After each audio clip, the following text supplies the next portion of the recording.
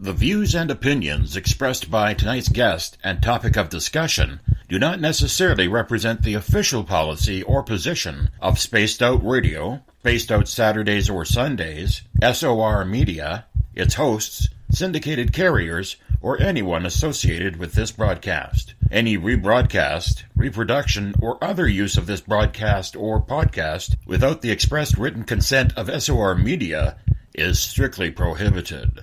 Listener discretion is advised.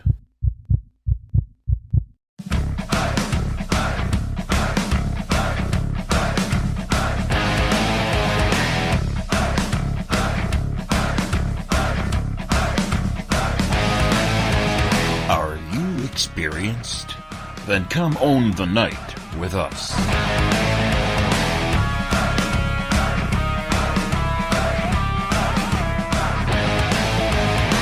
Little brother has taken control, shoveling dirt in every hole. Predators to condemn your soul, watching you and watching me.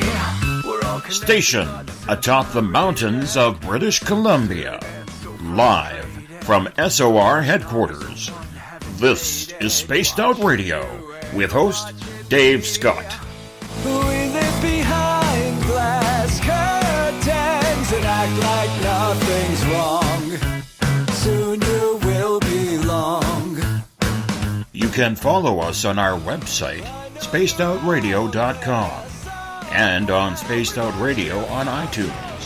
You can follow Dave on Twitter at Spaced Out Radio, and on Instagram at Dave Scott SOR, on Facebook at Spaced Out Radio Show, and on our YouTube channel, Spaced Out Radio. Brother wants to make headlines, be immortalized.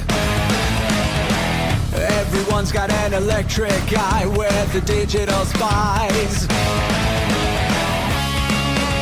They've watched you for so long. I know you're out there somewhere watching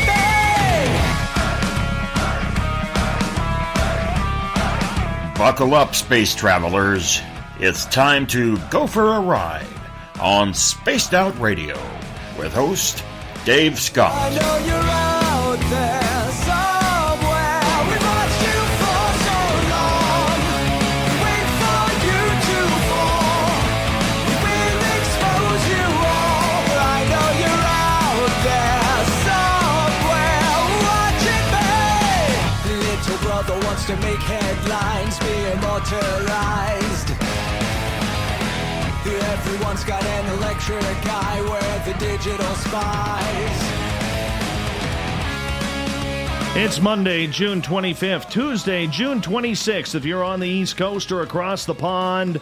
And this, my friends, is Spaced Out Radio. Hope you had a great day and night. I am your host, Dave Scott, broadcasting to you live from the Great White North on top of the mountains of central British Columbia, right here at SOR headquarters. We are 150,000 strong nightly on the SOR radio network and our brand new affiliate, Deep Talk Radio Network. Thank you so much for joining us. You also get to watch us live on Periscope.tv every Monday through Friday. And if you want to take a listen to our archives, they are free. Yes, free. At youtube.com/Spaced Out Radio. Just do me the favor and hit that subscribe button.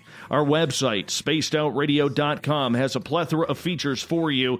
We're rocking out to Bumblefoot. Shop at our Spaced Out Radio store. Read up on the encounter online or watch great videos from UFO seekers and so much more. We welcome you to our brand new home at SOR headquarters and the Deep Talk Radio Network. We are so glad to announce a new affiliate tonight. Before we bring in our guest, Deep Talk Radio, it's the place to be. It's where you want to go. Makes for thoughtful discussion on the topics that we talk about.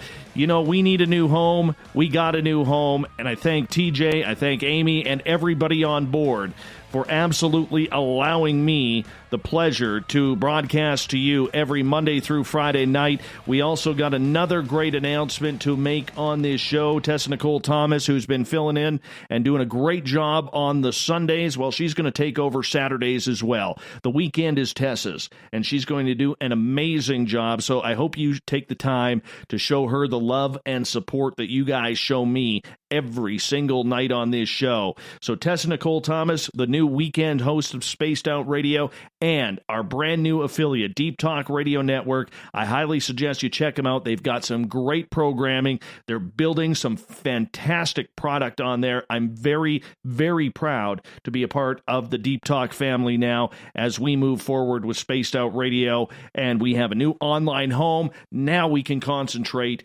on the terrestrial side. We are that close. I'm very, very excited to be a part of this. Tonight, since it's the final Monday of the month, that means it's time for another edition of Strange Days with Butch Witkowski.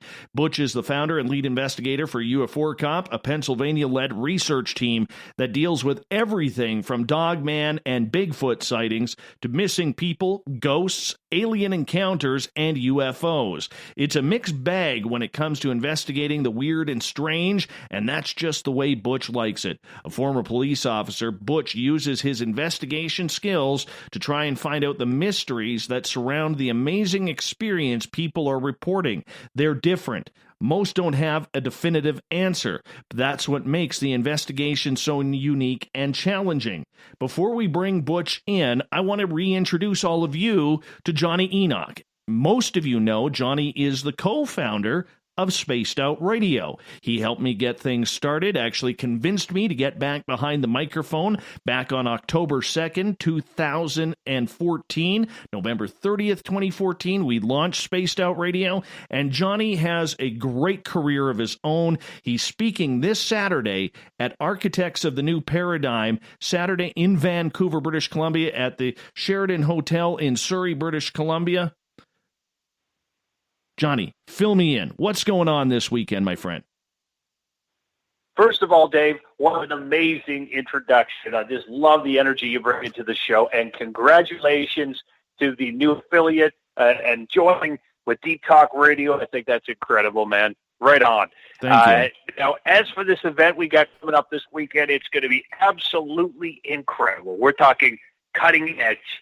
These are all my favorite presenters, all my heroes that are going to be there speaking at this event. It's going to be like the TED Talk style event with the big wraparound screens, gorgeous venue, and the information here is just so cutting edge, so unbelievable into every area of disclosure.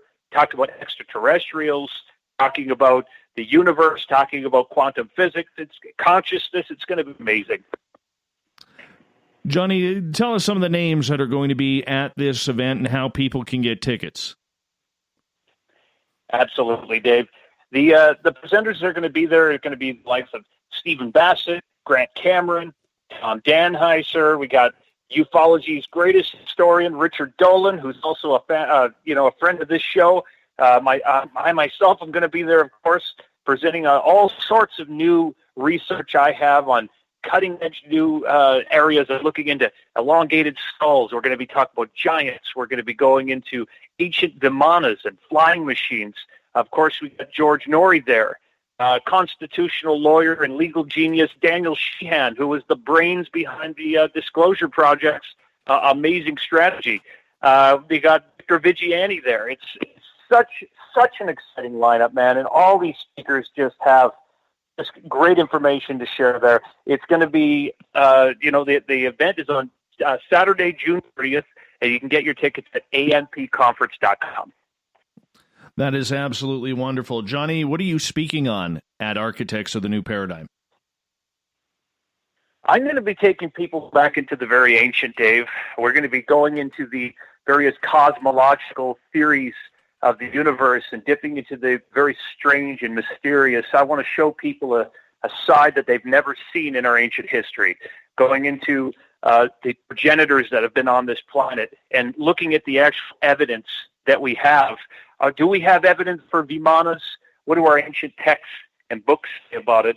And then I'm going to bring it up into the modern going to give you all sorts of different perspectives to look at this. But this is going to be some of my most cutting-edge research yet, and I'm really excited to present it there. I think it's just going to be an amazing event. If you have an opportunity to be there, make sure you get your tickets.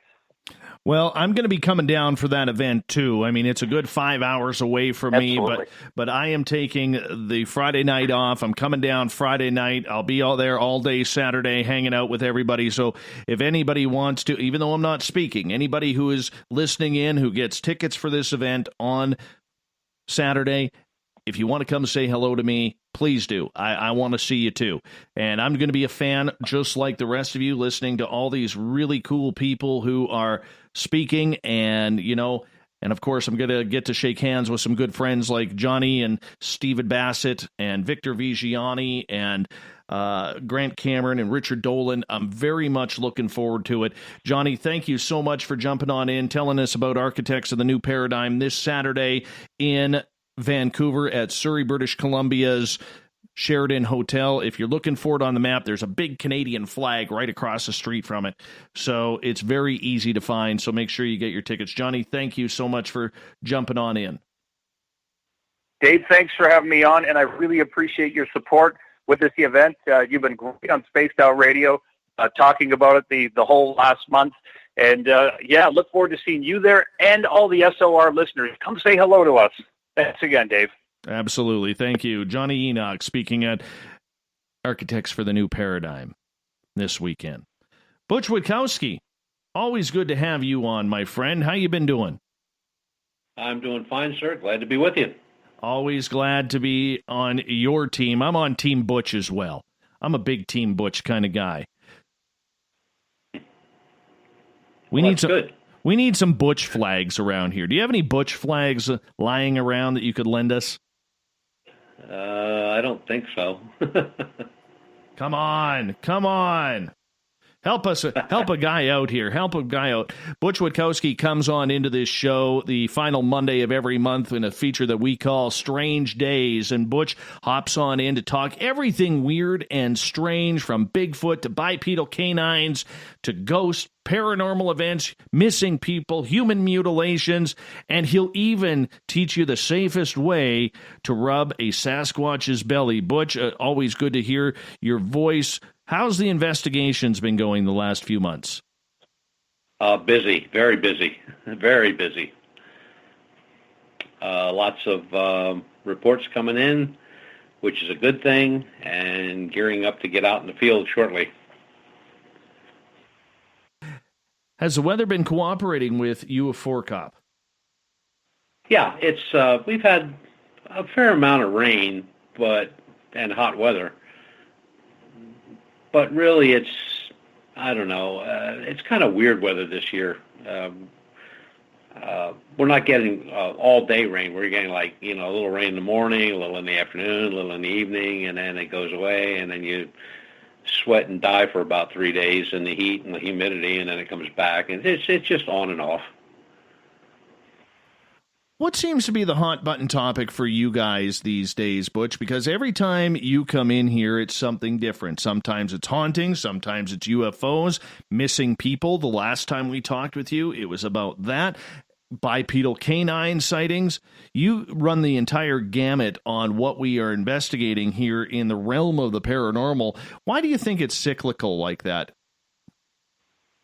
That's kind of a strange thing, because you'll get a lot of reports in a very short period of time, and then it just seems like they dry up, they go away, and then within a matter of a few weeks, you get inundated with reports, whether it's Bigfoot sightings or UFOs or strange things just happening out and about, people seeing strange things. It's really weird. It's kind of always been that way. This year, though, it is kind of strange in the fact that most of the winter, it was really off and on a lot. And now, just in the last month and a half, it's really picked up a great deal. Now, explain to the public what you mean it's picked up. I mean, for most of us, We don't know how often this is happening, Butch. We can only gauge everything by how often we have our own experiences. And I'm just curious, when you say that it's picking up, I'm curious what that means. Well, on an average, you'll get maybe one or two, maybe three UFO reports in a 2-week period. Well, that's tripled already. And then you have paranormal events, or somebody is seeing something that they can't explain, and those are usually few and far between. But even they've picked up a lot. There's 4 active right now, and then we have, of course, the UFO sightings, which is pretty much almost a daily basis. So it's kind of weird. This year, even with the bipedal reports, this year it just seems like there's just a lot more happening in a very short period of time. Where in other years it was kind of spread out over the year, where you'd have a hot month, and then you'd have a cold month or two, and then you have another hot month with reports. And right now it's coming in almost on a weekly basis, daily basis in some cases. Do you notice any patterns, or have you been able to figure out any patterns whatsoever, Butch, as to when events are going to happen, whether it's more ghostly, whether it's more UFO sightings and maybe a certain type of UFO, or is that still part of the entire mystery? No, it's part of the mystery, but it seems like, in the colder weather, when we have cold, clear skies, the UFO reports, of course, they are the most. Paranormal can happen anytime, and the Bigfoot and the bipedal canine sightings are mostly when the weather starts to get warm. And I don't mean extremely warm, but I mean just when it starts to warm up after winter in like May, early May, and in through June, and it'll be the rest of the summer. Does weather play a factor? We looked at that in a couple different things, different cases. The only time it seemed to play a lot with the UFOs was in the really cold weather, and I mean cold weather, where you're down in the tens, teens.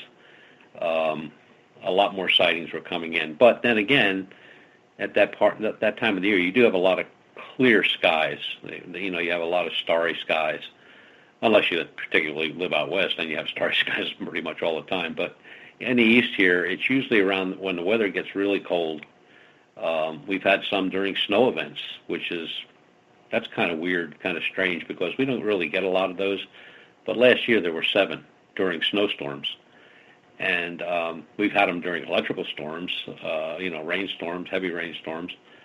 But weather does play a big factor in an investigation, because, weather tells you a lot of things when a report's made, whether that person actually could see what they were seeing, if there was, if the skies were cloudy or it was rainy or stormy.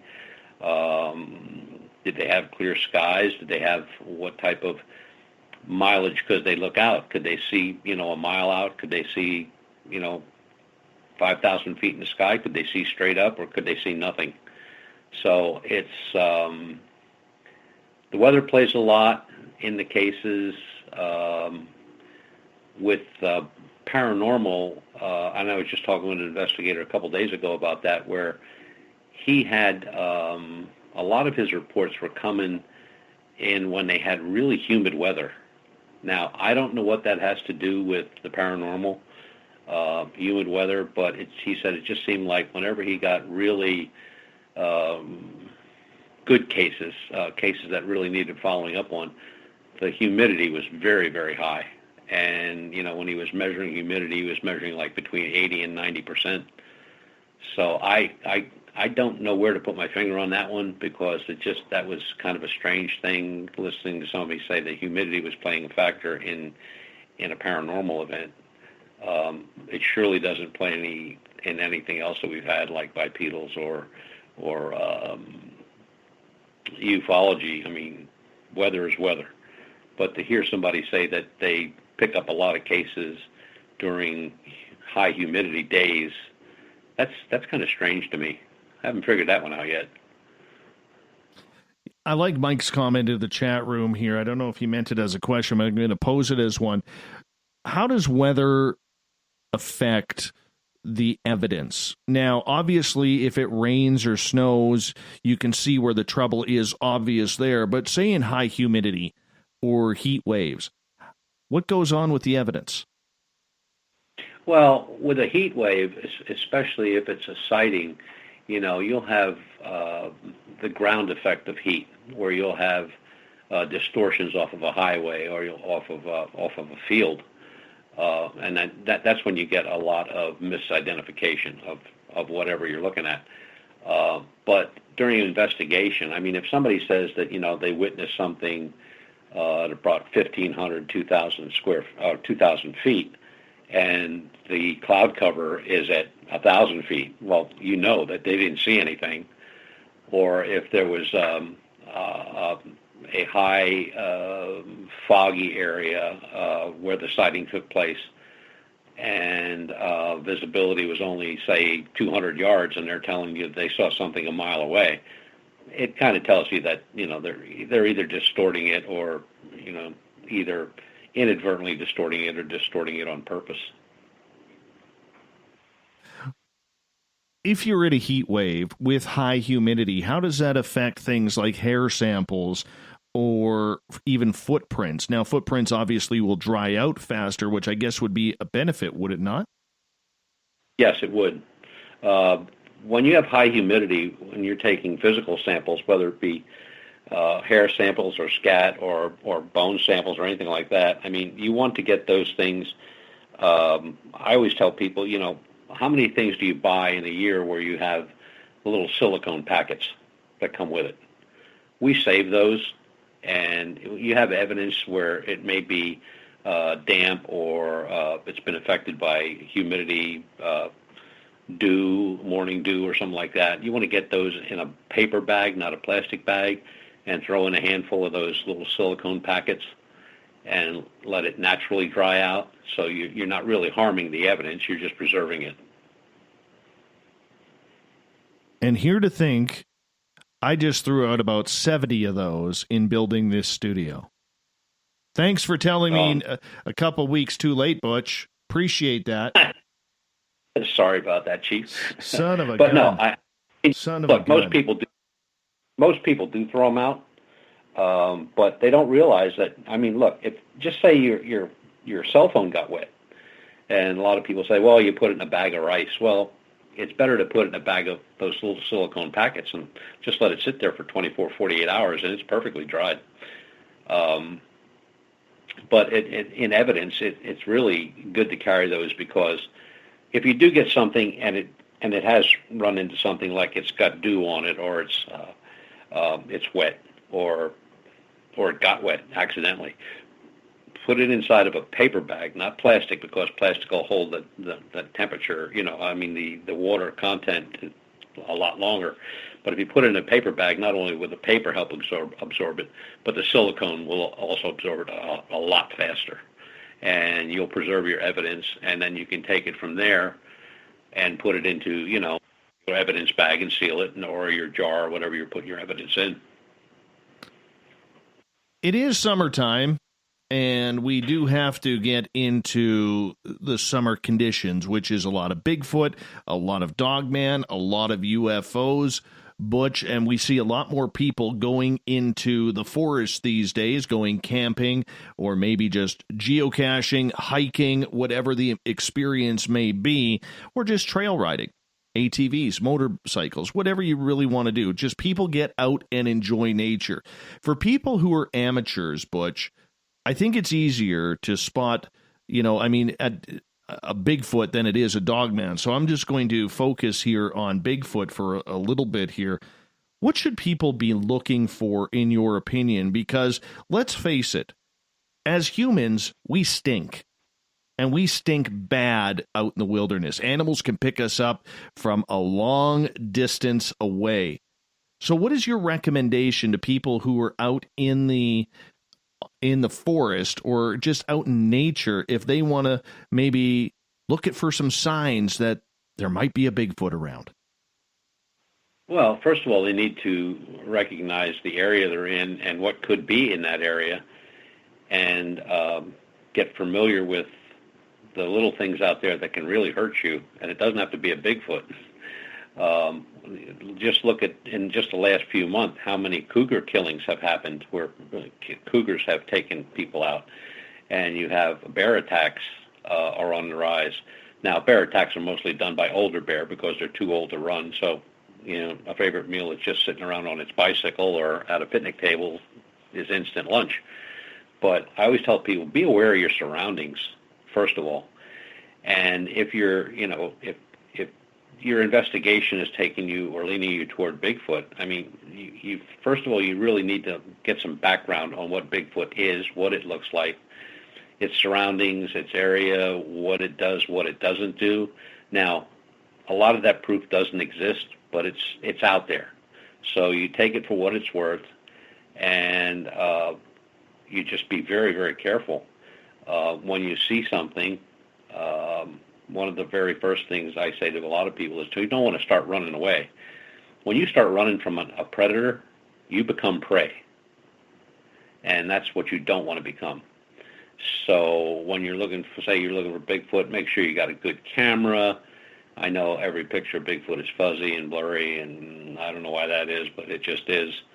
But there is, a good camera, binoculars. Make sure that Bigfoot that you just saw run across wasn't a deer. And there's so much misidentifications with Bigfoot sightings that it's crazy. It has gotten to the point where, some of the sighting reports you just look at, you just have to sit back in your chair and laugh because you're not even there. You've read the report, but you already know what it was. I don't know of too many Bigfoot reports where Bigfoot have antlers. So I would assume that person was looking at something in the deer family than he was looking at a Bigfoot. There was a lot of people try to do a lot in one day, and what they should be doing is if they're going to do any serious research, they need to have a research area and not get out of that area, stay in that area. If you have prior sightings or local folklore or anything like that, you need to brush up on that thing. Go to the library, go to the newspapers, look at their archives. Make yourself knowledgeable before you go out there. And when you're looking at something, which could be a broken tree branch that now looks like an arm, or a moss-covered tree stump that now looks like a hairy ape, you really have to have all that in your head, that what you should be looking for and what you could be looking for could be two different things.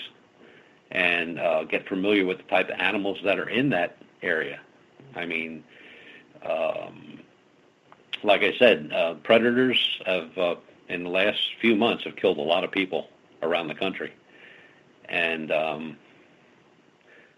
some state parks won't allow you to have weapons.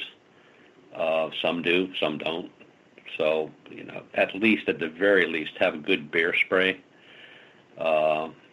You never know when that's going to come in handy. Make sure you have water. Make sure people know where you are. Have a cell phone.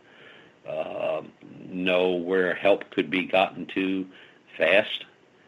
And it's just, a predator, whether it's a Bigfoot or a cougar, it doesn't make any difference. A predator, if it wants you, will get you. The gentleman that was just killed on the bicycle. It took him right off the bike and just killed him instantly. The other guy tried to get away on a bike and it ran him down and didn't kill him, but mauled him up pretty good. I just tell people, you just got to be careful. Know what you're looking for. Get your background information together. Keep your research area confined. You don't want to be having a 10 or 20 mile research area. 1 or 2 miles is plenty if you have background that there have been sightings in that area. So that's your best start, to start in an area where there have been sightings. And, just be careful. And when you get on, you're crossing into private property, you also want to get permission for that. You don't want to get fined or picked up and taken to the hoosegow for trespassing. But there's a lot of stuff to learn. There are a lot of good researchers out there that have been at it for a long time. If they're in your area, contact them. or if you're aware of reports in a certain area and you want to do it, do not go out by yourself. A team of 2 or 3 is plenty. And just make sure you have all the precautions for anything that could happen, from a rainstorm to an accident, and how to get in touch with people and how to get in touch with other researchers if you do find something. So you find some hair that you don't know what to do with, it's your first time out or second time out. Do what you got to do to protect the evidence. Excuse me. And then get that evidence to somebody that's reputable in the field, and let them take a look at it. And if you can't find somebody like that, take it to your local college. They all have biology departments, and I'm sure they'd help you out, no charge. And there's just things out there you really got to be aware of. And I know I've walked past things in the woods already, and I'd never saw it. And I'm just glad it went the other way. I'm a little too old to run, but that's it. Research is what people make out of it. I mean, if you're going to do it right, then there's a lot of things you got to do before you step foot in the woods. And, you got to plan for every contingent, no matter how silly it may sound or how wimpy it may sound. It could happen. And if it does happen, you want to be prepared for that, whether it's a snake bite or a spider bite or, a bear chasing you down. It's, which you're never going to win that battle. But there are just things out there that, it's just like when you go in the ocean, you enter the food chain. So when you're out in the woods, you're entering the food chain. Well, you have to remember that there are predators out there, apex predators, that can kill you very easily. Very easily. Oh, yeah. And you have to know your surroundings, like you said. What I do want to ask you in regards to going out into the wilderness, whether it's in a group or maybe just 2 or 3 people, how many people should be armed? And should you go into a forest unarmed? Well, there are certain places, especially here in Pennsylvania, you can't carry a firearm into certain game lands when it's out of hunting season. Now, in hunting season, it's a different story.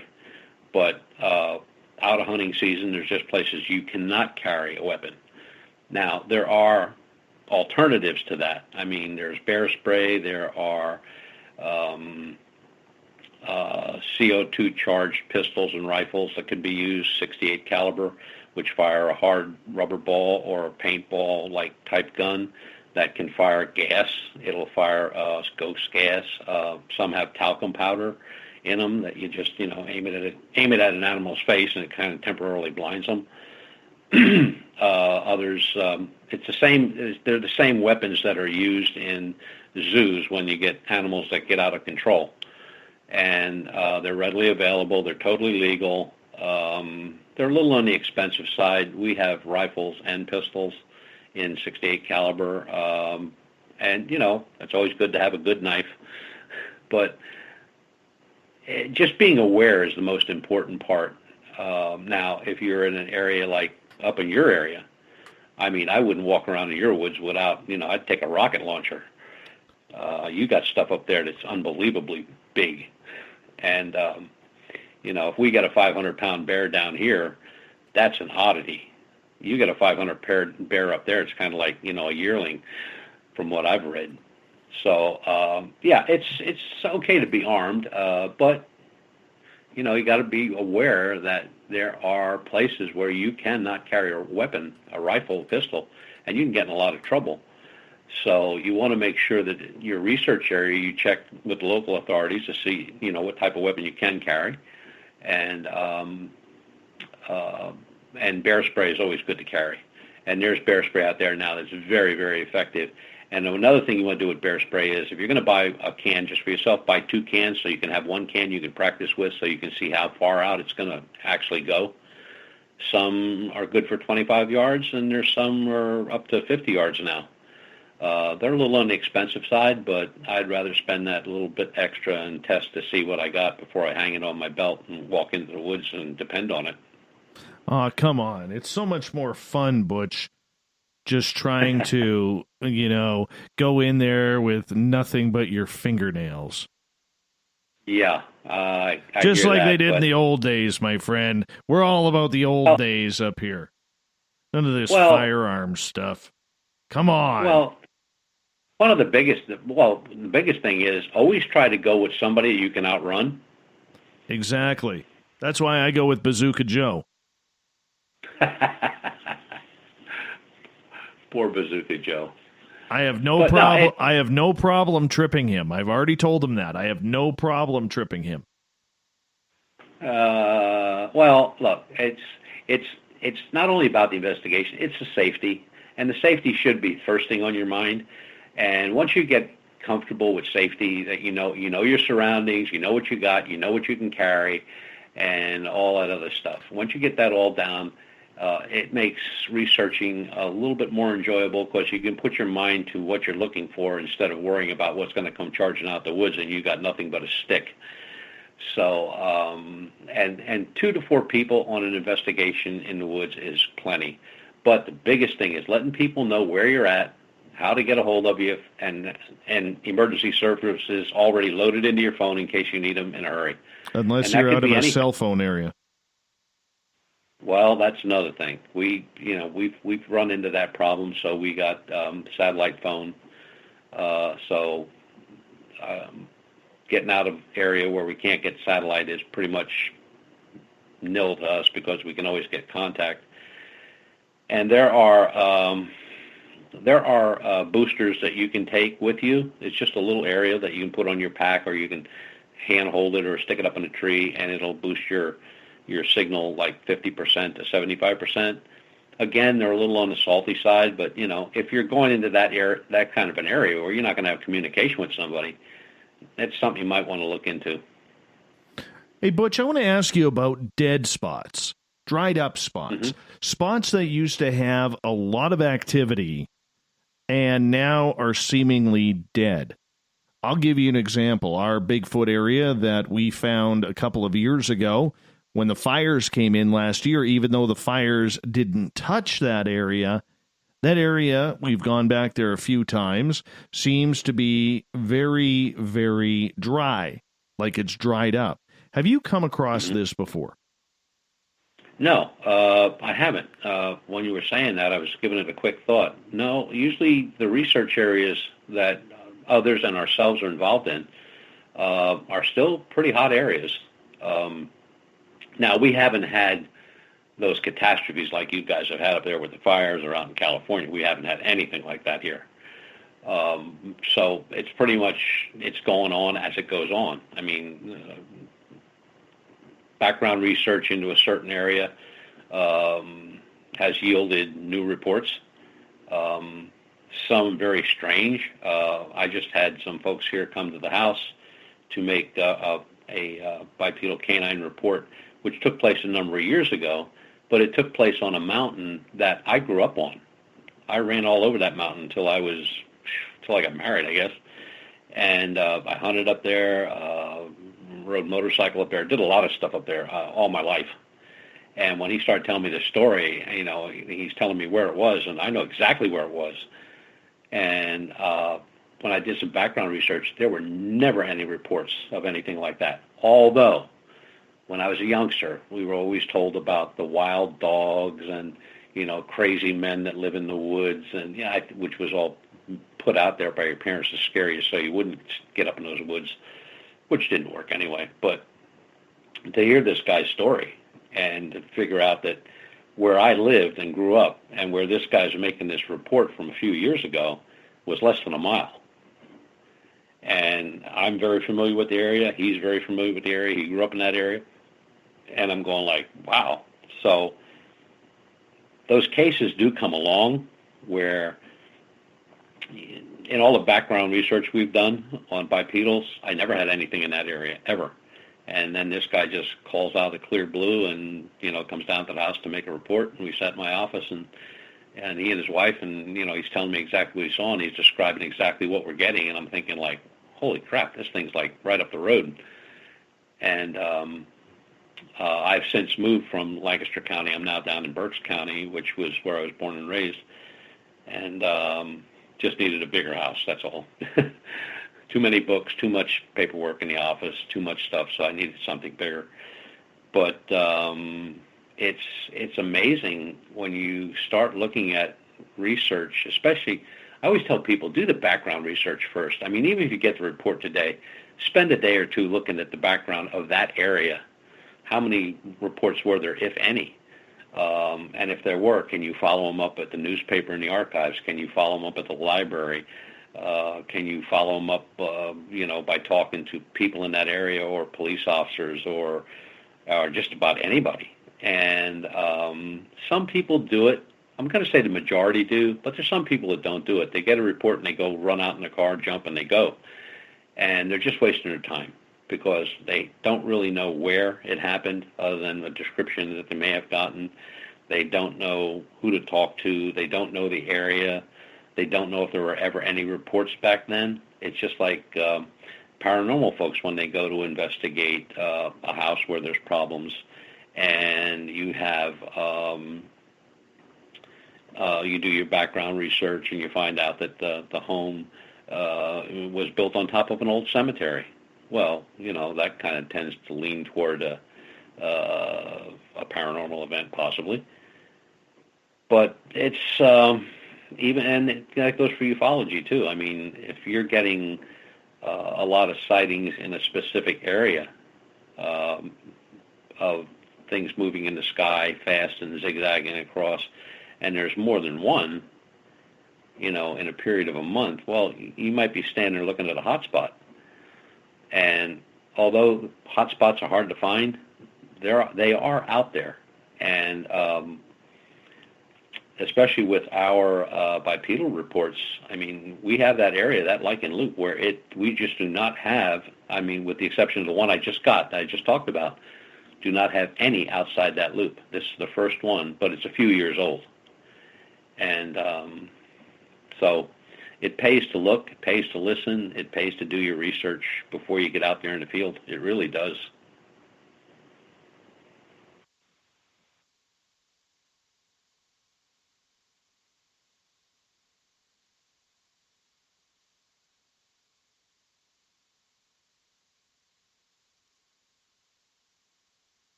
Now, has anything happened in that area to change the scenario? No, nothing has changed the scenario of what has happened. The only thing that changed in our area to make it seem a little bit more unappealing, if we can say that, would be the fact that the fires last year really may have affected any type of migration pattern.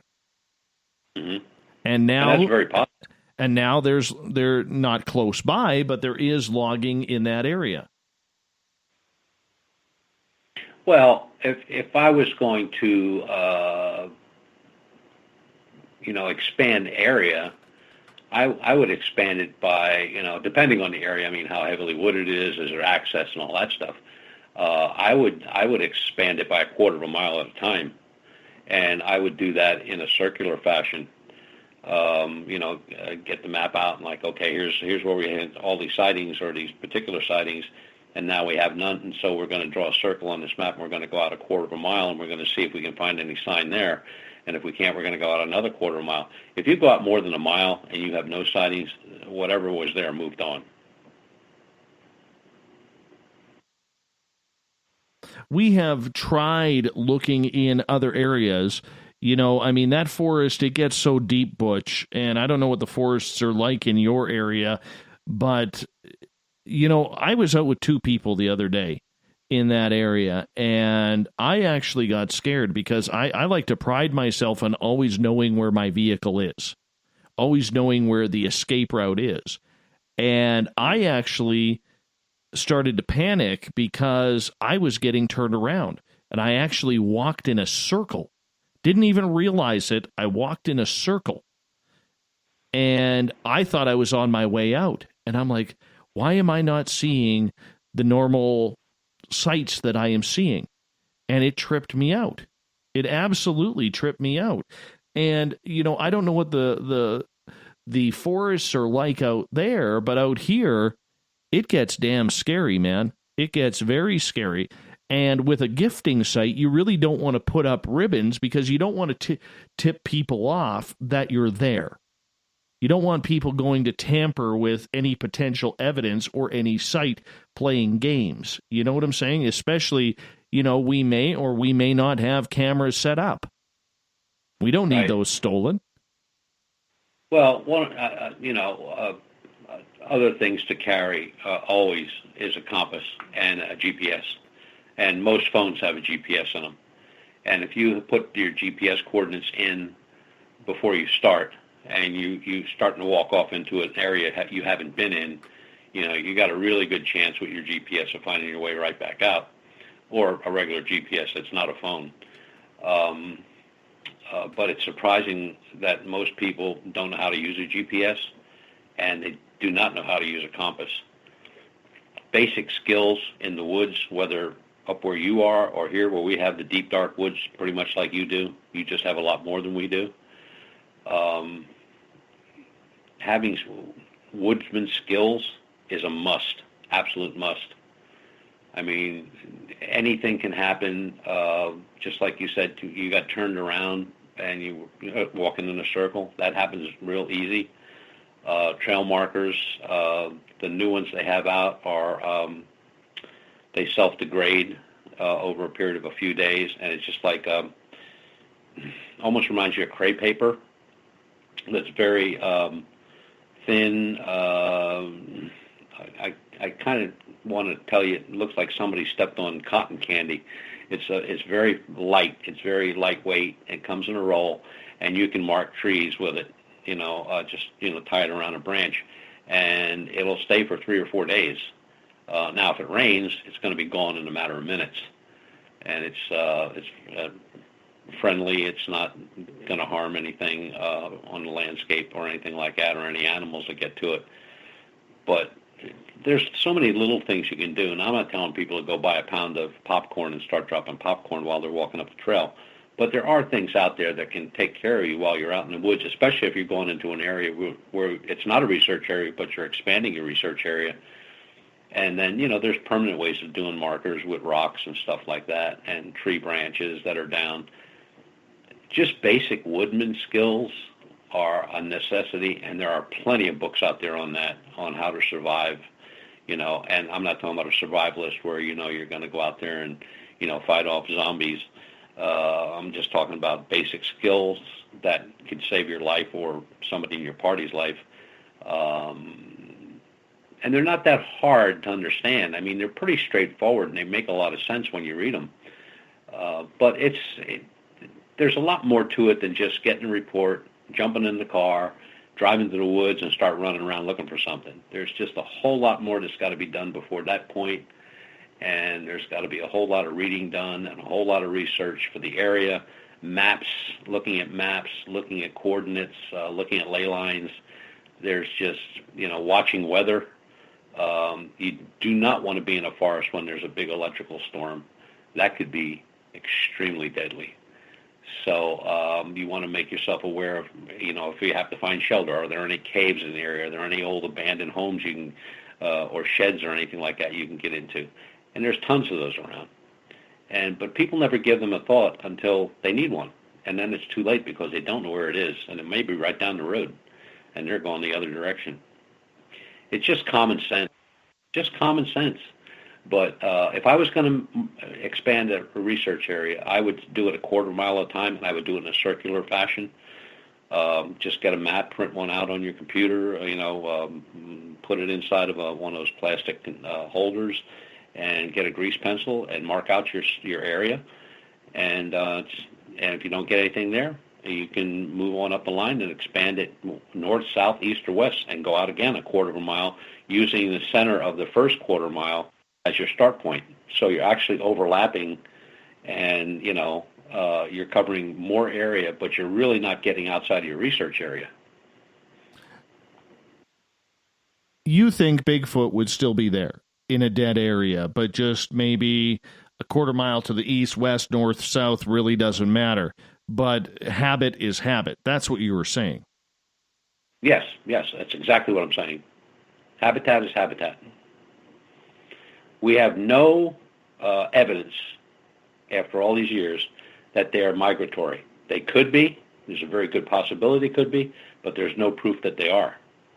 So if they are staying in a certain area and everything they need is in that area, food-wise, shelter-wise, whatever they need, they're going to stay in that area. Now, a fire is a different story. If that area is burned out, they may move, but they're not going to go too far away because they're familiar with that area. They know the ins and outs of that area. And it's just,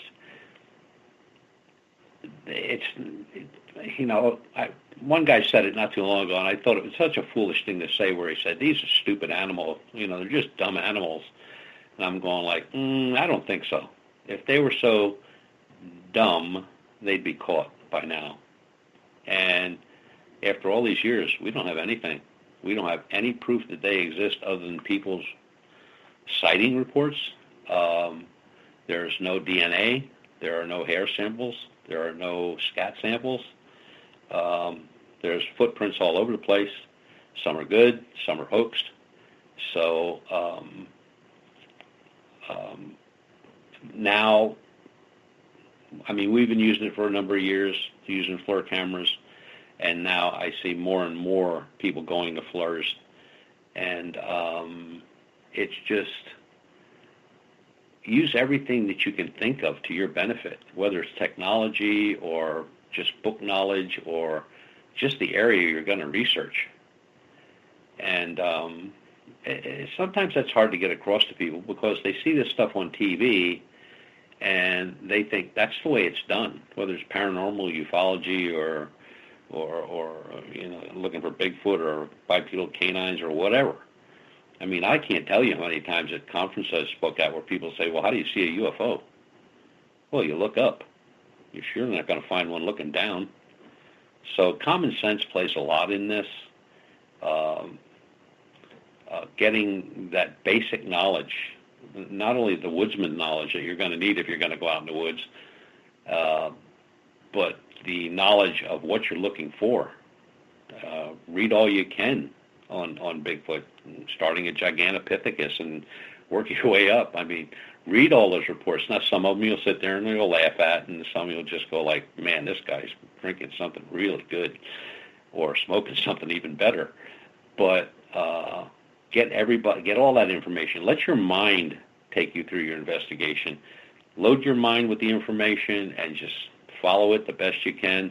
And if you have a problem, get hold of somebody that does it. There's a lot of groups in pretty much every state in the union.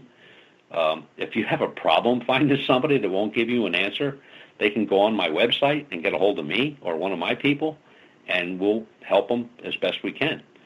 Whether it's information or equipment or, what to do here or what to do there or what to do with their evidence if they do find any.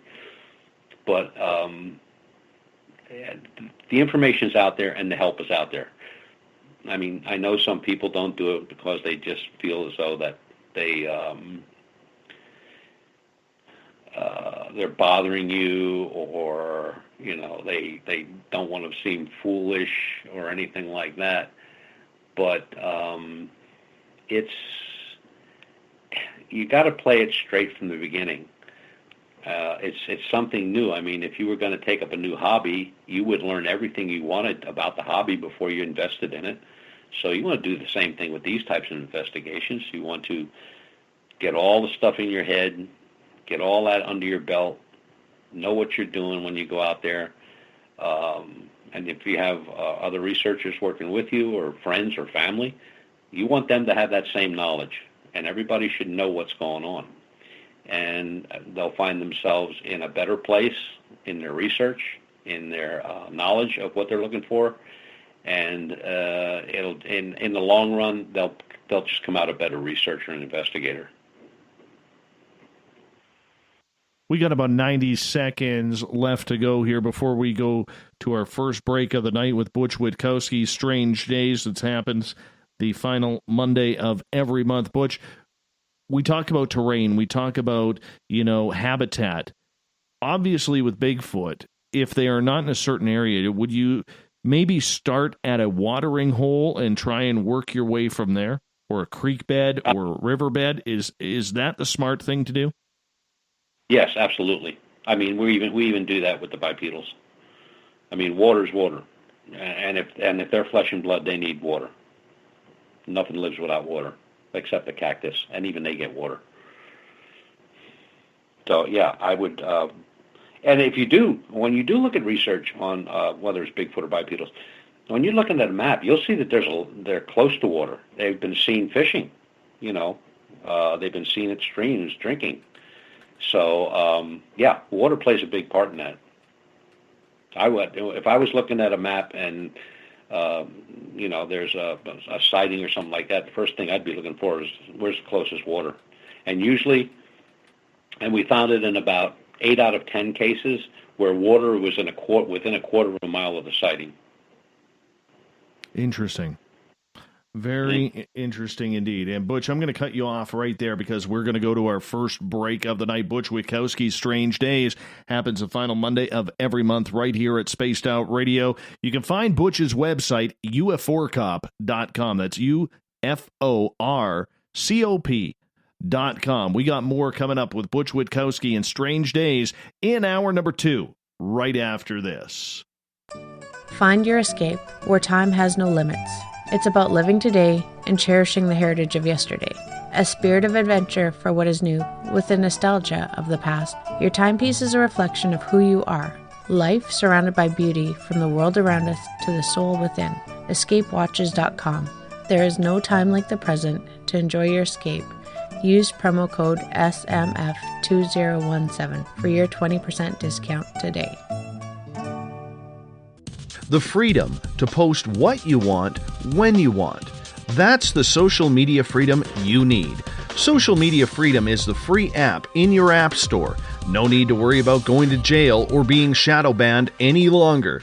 It's the freedom to say what you feel. The freedom to know Big Brother isn't watching.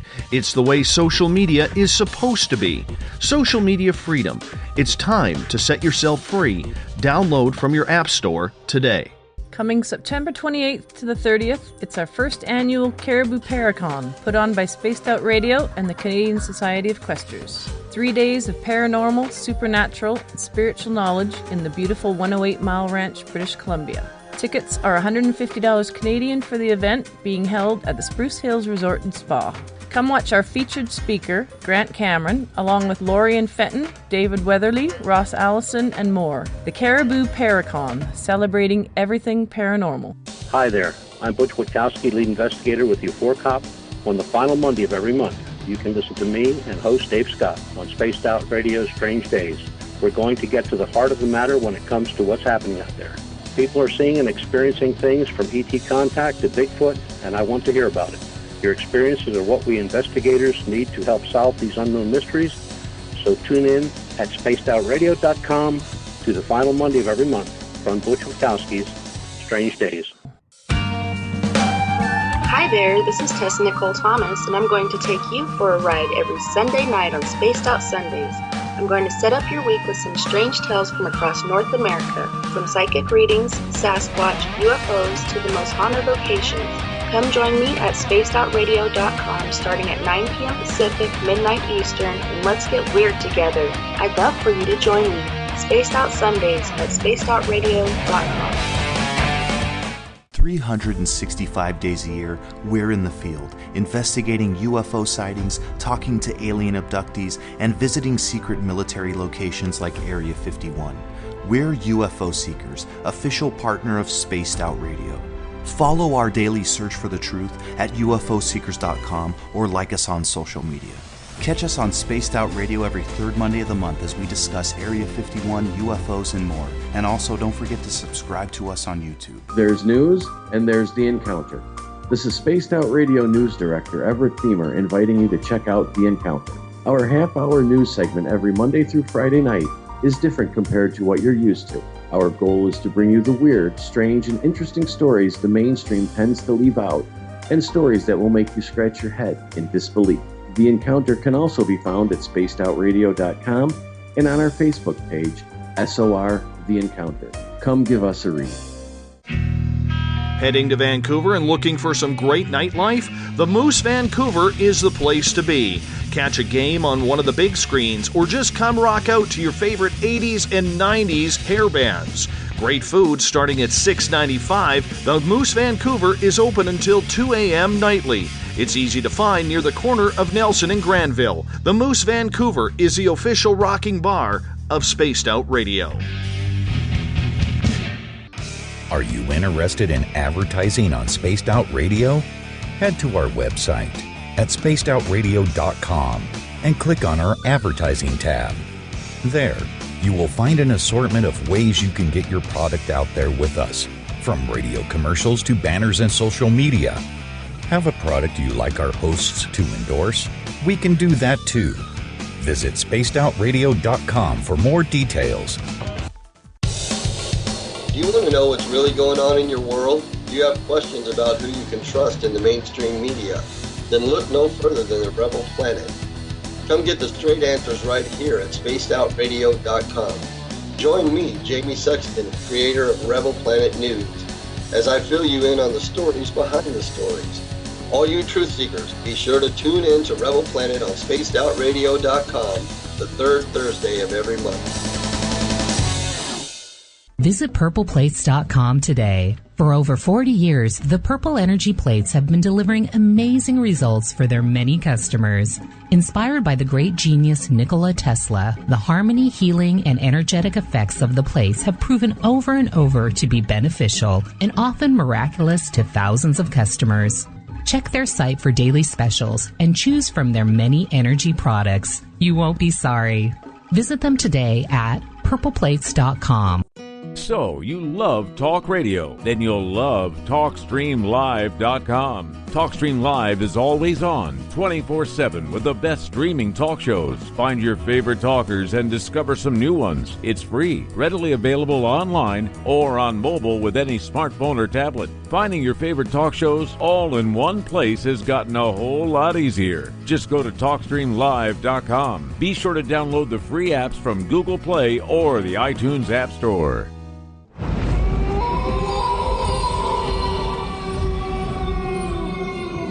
Hey, this is Canadian Paranormal Investigator Mike Moore. The third Wednesday of every month, I'll be teaming up with Dave Scott to bring you Ghosts of the Great White North. Each month, we will bring on guests from across Canada to discuss their ghostly encounters. Canada is a paranormal hotbed with stories you've never heard, so we're going to bring them to you. So get comfy on your Chesterfield, grab a donut, and join us, eh?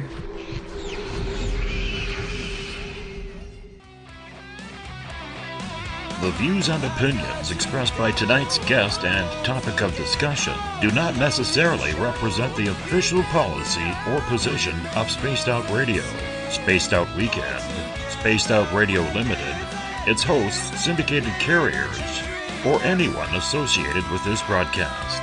Would you like to connect with us? Head to spacedoutradio.com for all your latest show info.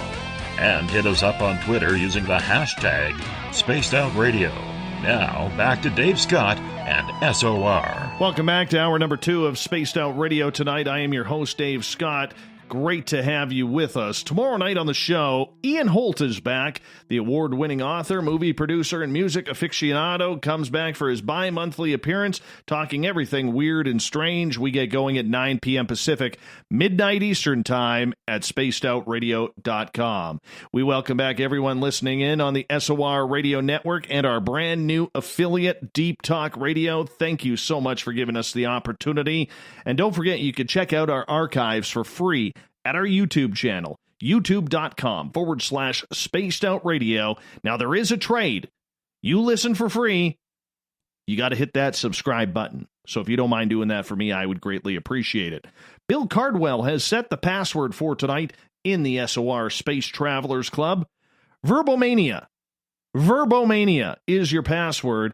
Make sure you use it wisely, space travelers, as Bill sets the password each and every night right here on the mighty SOR. Our website is spacedoutradio.com, where we got a plethora of features for you, including rocking out to some Bumblefoot, shop at our Spaced Out Radio store, read up on the encounter online, or watch great videos from UFO seekers, and so much more. The final Monday of the month means it's time for Butch Witkowski's Strange Days. Butch is a frequent guest on this show, appearing once a month to talk about everything cryptid, alien, ufological, ghostly. It really doesn't matter. This man wears many, many hats. Butch, welcome back. Yes, sir. Good to be back. We're going to go to an audience question right off the bat here from Mike, and he is asking, Butch, do you know anything of the new blacklight trail cams? Apparently, he just picked one up and is wondering your opinion. I understand they're very good. There's a number of new trail cams coming out. The one to look for in approximately 6 to 8 months, I believe, is going to be a trail cam that is going to be a thermal imager. They're going to be a little pricey to begin with, but that price should come down in a little bit of time once they're out there. And the next one that's coming up is going to be, that is supposed to be coming out, I believe, in October, right before hunting season starts. And that trail cam is going to be wireless, so you'll be able to set your trail cam or trail cams up and check them via your smartphone or laptop or tablet. Let's talk trail cams for a second here, Butch, because, you know, there's a plethora of trail cams out there right now. Yes. Sitting there, capturing pictures of raccoons, of bears, of deer, coyotes, foxes, you know, the odd ghost, the odd UFO, and, of course, blob squatch. It's always blob squatch or something different. Are trail cams really a necessity or any of use to a Bigfoot investigation? Because so many times we have heard investigators on this show, Butch, tell us that they have trail cams, and every time they believe a Bigfoot is around and the evidence on the ground shows that Bigfoot is there, there's never anything of substance on the camera. So what's the purpose of wasting the money on trail cams if we're not capturing anything? Well, I think a lot has to do with it, with the way that trail cams are set up. I'll just give an example of how we set ours up. Now, we use, it looks like a trail cam. It's really not. It's a surveillance camera. And those cameras are, first off, very pricey. But second off, they take a picture every half second. So I know a lot of people just point these cameras into the woods and hope for the best. What you really want to do is, if say you have a research area and you know you have known sightings in that particular area, cover the entrances with your trail cams to and from that area. So like if you have a trail going in and out of that area, I would post cameras at either end. Pointing cameras into the woods gets you just exactly what you said. You get deer, you get bear, you get birds flying, you get raccoons, you get all kind of stuff. But if you have water nearby, get your cameras down to the water line. If the sighting took place on the opposite side of a water, of a creek or a small river or something like that, you want to be set up on the opposite side looking over. And the trail cams are pretty goofy because some of them, they don't have a very good lens on, and there are better cameras out there that have a wide-angle lens on, and that's the one you want. And like I said, they're coming out, or it's in development now, and it's the way I'm reading the test on it, it's supposed to be really good, where it's much smaller. It's about the size of maybe an iPad, probably about as thick, very good long-life battery in it, rechargeable, and good for like 30 days, and it's definitely a silent camera, and it is thermal imaging. And look, you can argue with 35 millimeter. You can argue with digital cameras and how you can change those around and manipulate those, but you can't fool a FLIR camera. Thermal imaging is thermal imaging. Whatever's out there, it's out there. Now, it's not going to give you a full color picture of Bigfoot waving hello, but it is going to give you the outline, and there are programs that you can measure size, width, depth, heat, temperature, and that all comes with a FLIR. So if they get this out there, where they're going to have FLIR built into a trail cam, that's going to be a big deal. Because trail cams are notorious for taking a picture of a stump with moss on it, and all of a sudden that's a Bigfoot. But if you've taken that same picture or same photo with a FLIR, it's going to show you that it's dead. There is the ground temperature and the air temperature are certain, and they match the tree. So that Bigfoot that you just thought you got turns out to be a stump with moss. Very easy to tell because, nothing hides from a FLIR, nothing. And the blacklight camera, like Mike was talking about, they are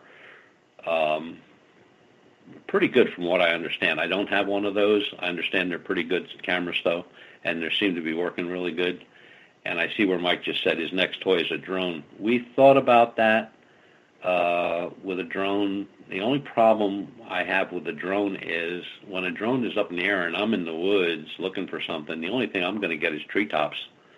I'm not going to be able to see anything on the ground. Even if it's October and the leaves are coming down, I'm still not going to get a good view of what a Bigfoot's going to look like from 50 or 100 feet up. Now, there is one drone that we have some interest in. We're going to look into it a little bit more, but it is a drone that you can send down a trail, okay? And it has all the electronics on board that it will avoid branches, trees. I mean, it won't smack into anything. You can set it up and send it out with coordinates, and the technology is getting better all the time. And in my opinion, I think the only way you're ever going to get anything like this, whether it's a bipedal or anything, a Bigfoot, just like with UFOs, it's going to be a picture. It's going to be something that can't be distorted, can't be changed. It's actual proof. It's evidence. And that's what we're all looking for. We're all looking for the evidence because, without the evidence and without proof, it's just a story. And God knows, man, there's thousands of those all the time. But the technology's changing. It's getting cheaper, which is good. Because, look, I just blew, like $7,000 on a FLIR camera. Well, there's not everybody can walk out there and blow $7,000 on a FLIR camera. Would I have liked to buy that same camera for $500? Absolutely. Unfortunately, that type of camera that we bought is not available for $500. Now we're looking at another system which will mount on the roof of the truck. Now that will have infrared and thermal, and but we're getting that mostly for ufology. Sticking with the trail cams for a minute here, why do you think, and this leads into an explanation I should preface from Yvonne in Periscope, who's asking what a blob squatch is. What that is it's just a nickname coined term for all of these blurry photos that people can't explain or can't identify on trail cams, even though the frames beforehand and the frames after have been absolutely clear. And that's one of the mysteries that I wonder about, Butch, because I know I'm in the minority here. I know I'm in the minority, and I really don't mind. But I tend to lean towards the fact that Bigfoot, Sasquatch, whatever you want to call it, has some sort of supernatural ability. I don't know what it is, but not everybody is a bad photographer or videographer. Add into the fact that if you have a trail cam that is taking pictures every half second or every second or 3 seconds, whatever it is, and it is static, we should get at least one clear photo. Yet when it comes to trail cams or when it comes to any type of technology, we always seem to get a blurry photo, which makes me think, whether it's Dogman, whether it's Sasquatch, that there is something that these creatures have the ability to cloak themselves. Now, granted, I'm pretty sure that a number of people listening right now are rolling their eyes and saying, Dave, what the hell are you talking about? Be serious for a second, man. I am serious, because there's a lot of evidence out there, Butch. If we take trail cams alone, which are static and which fire off a lot of photographs where there's nothing there, there's white orbs there where the Sasquatch is supposed to be, or there's something blurry there that cannot be made out to be anything but a blob squatch. Well, and I've told this story before, where there's a gentleman who's a professional photographer, has been for 20-some years. This guy has the best equipment you can buy. I mean, this guy can match up a lens and start shooting. You know, he can photograph fleas that are a mile away. I mean, this guy is really good. And he went to a research area and set up his camera setup to watch a trail. Now, he was there for 3 days, and he had a sighting. And he swears and declares what he saw was a Bigfoot.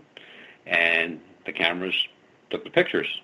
And at the distance, which was a couple hundred yards, not much for that camera, but it was a couple hundred yards, the leaves, the grass, the trees, everything was in perfect focus, except what was standing in that trail, which was all blurred out.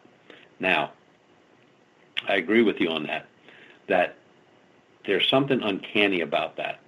Not everybody, like you said, is a bad photographer or a bad videographer. I mean, people know how to use a camera, and there's people out there with very good cameras. I mean, I've run into people that have the same Nikons that we use, the same Canon cameras we use. I mean, they're very good, they're very expensive, and they do the job.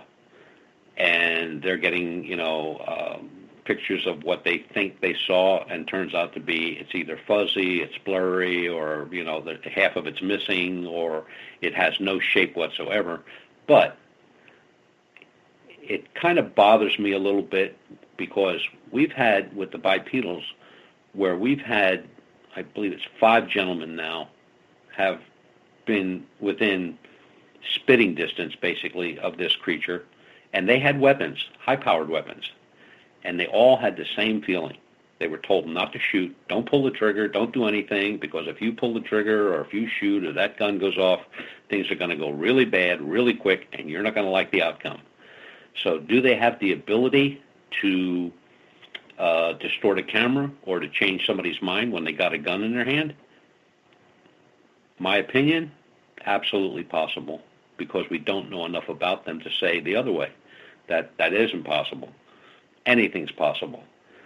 If you're doing research and you don't have an open mind to everything, and I don't care if you're talking about alternative universes or you're talking about things happening in the woods that shouldn't happen, look how many recent Bigfoot reports where there's a sighting and there's a flash of bright light.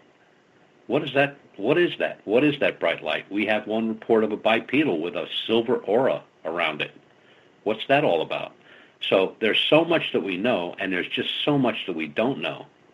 And it bugs me a little bit, because you start talking about that, and right away somebody says, oh, you're goofy.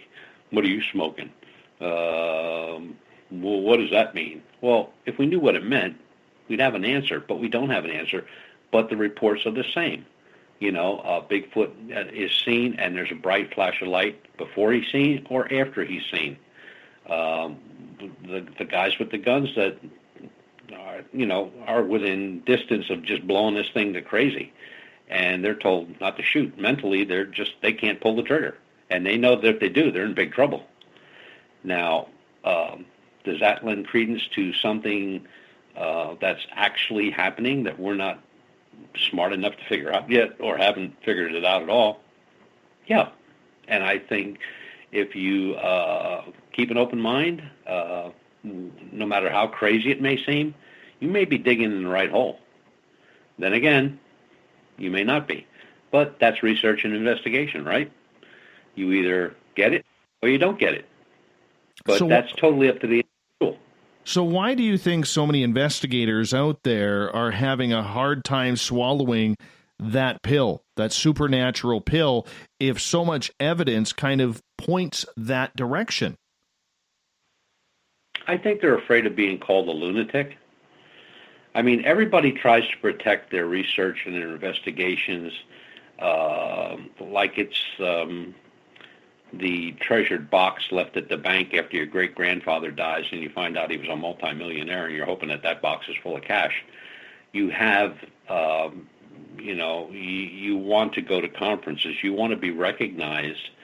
You want to write a book. You want to write a white paper. And I just think that stuff should be way in the back of your mind. If you're going to do this seriously and you're going to invest the time, the effort, and the money, and you're going to do your due diligence with your research, that stuff shouldn't matter. You should keep an open mind to all of that. Is it possible that they could be from not another universe, but maybe an alternate state, or could they be a thought form? We don't know, and nobody knows. And if anybody's out there that's telling folks that they know the answer to that, they're full of it, because nobody knows the answer to that. If they knew the answer to that, that would solve a lot of problems real quick and answer a lot of questions even quicker. So I always say to people, just keep an open mind, do what you got to do. You believe what you read, what you see, what facts you find, what facts you come up with, what evidence you can produce, and don't be afraid to share it. Now, I'm not saying go on Mountain Monsters or anything like that and tell them your story, because you'll be discredited within 30 seconds. But there are researchers out there that are like-minded, that have an open mind, and will listen and will help.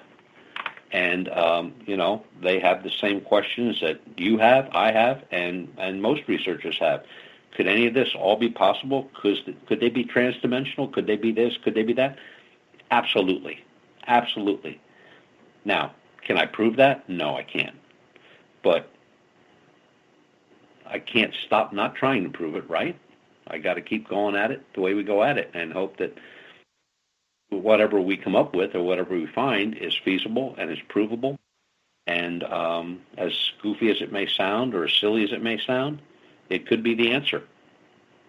But is research fractured because of the difference in beliefs between researchers? And this is where we get into the whole opinion versus science debate. Well, look, it's a all this is a pseudoscience. So what that means is scientists don't recognize any of this. The reason they don't recognize any of this is because of nonsense TV shows, goofy books, movies, stuff that's just so far out of the realm. When they start talking to real researchers and people that really are out there, and I know researchers that they don't give a hoot. They've never spoken at a conference. They've never written a book or a white paper. They don't get involved with other groups. They're out there by themselves or with, a couple friends that have been doing it for a long, long time. And they have the satisfaction of knowing what they find is what they find. They don't have to put it out to anybody else where they're going to be, eaten alive with skeptical nonsense. It's good to be a skeptic, but be a skeptical believer. I mean, if you're going to do this, if you're going to put your time, effort, and energy into this, it's really something that comes from the heart and the mind at the same time. I mean, you have to have the heart to do it, and you have to have the mind to figure it or try to figure it out. And I find that that's lacking in some people that I've met. But on the other hand, I've met people that I thought, like, this guy has no clue what he's talking about, and 10 minutes later, he's convinced me of exactly what he was talking about. So, listening, reading, studying, you have to do it all. You can't just do a little bit of this. You can't just say, well, I'm going to spend one night a week or one night a month going through the woods and hanging up pork chops or something, trying to get a Bigfoot. Look, if you go back to indigenous stories, whether it's here in Canada or any other place where Bigfoot are seen, the Himalayas, mountainous areas, deserts, I mean, the stories abound. Make yourself aware of them. I mean, read a lot, and we do read a lot. I mean, like I said, I just moved into a new house, and I now have my own library, which is great because I can sit in there, and I got everything I need right in front of me, so I don't have to run down to the library, get a library card, and all that crap. And it behooves the investigator to be the best that he can be. And he doesn't have to worry about what anybody says about him or how they talk about him or what they think of his research, as long as he believes what he's doing is right and the information he's getting is true and correct, and he's going to piece it together. And whether he comes up with something or not, he has it in him that he's going to continue to try and strive to find the information that he needs to find to prove what he wants to prove. And that lacks in a lot of people. I mean, it's almost like they go looking for Bigfoot or whatever, and it's a social event. It's not a research event. The barbecue comes out, the beer comes out, the party starts right after dark, and that's wrong. That's not research to me. It's a social club, and those people never find anything, but they're the first ones to tell you that you're doing it wrong, and that just makes me crazy. And I strongly believe that that's probably why we're not getting any closer on solving this. I really do believe that, because it's more fractured egos than it is about the fractured research. Yes, exactly. I mean, there are people, they just want anything in the world to make their name out there, put their name out. Whether it's at a conference or a book signing or speaking at the local library or speaking at a local high school or anything. I just recently heard, and I couldn't believe it, I had to look it up, but there is a school, online school, that will give you a degree in Bigfoot, ufology, or the paranormal for a price. It's $280 to sign up and $180 a month. And after 12 months, you get a certificate that says you are a bona fide researcher for looking for Bigfoot. That's nice? Amazing? Isn't that nice?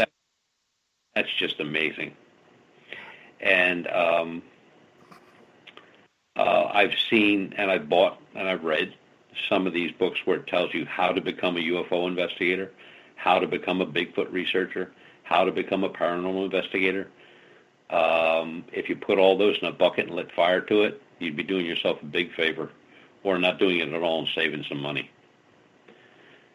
And what kills me is some of these books, I think there's like 4 of them out there now on how to become an investigator for any of those things, are written by people who have never seen any of those things or have never been in the field.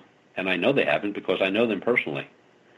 So when somebody starts telling me that, about how to investigate a UFO, and I know for a fact out of their own words and company other than just me, that they never saw a UFO, how does that happen? Or somebody tells you how to track a Bigfoot. They've never been in the woods in their life. They've never stepped out of Manhattan or any other big city. So where did they gain all this knowledge to write this book that tells you how to do what you're looking to do? It's impossible. It's a scam.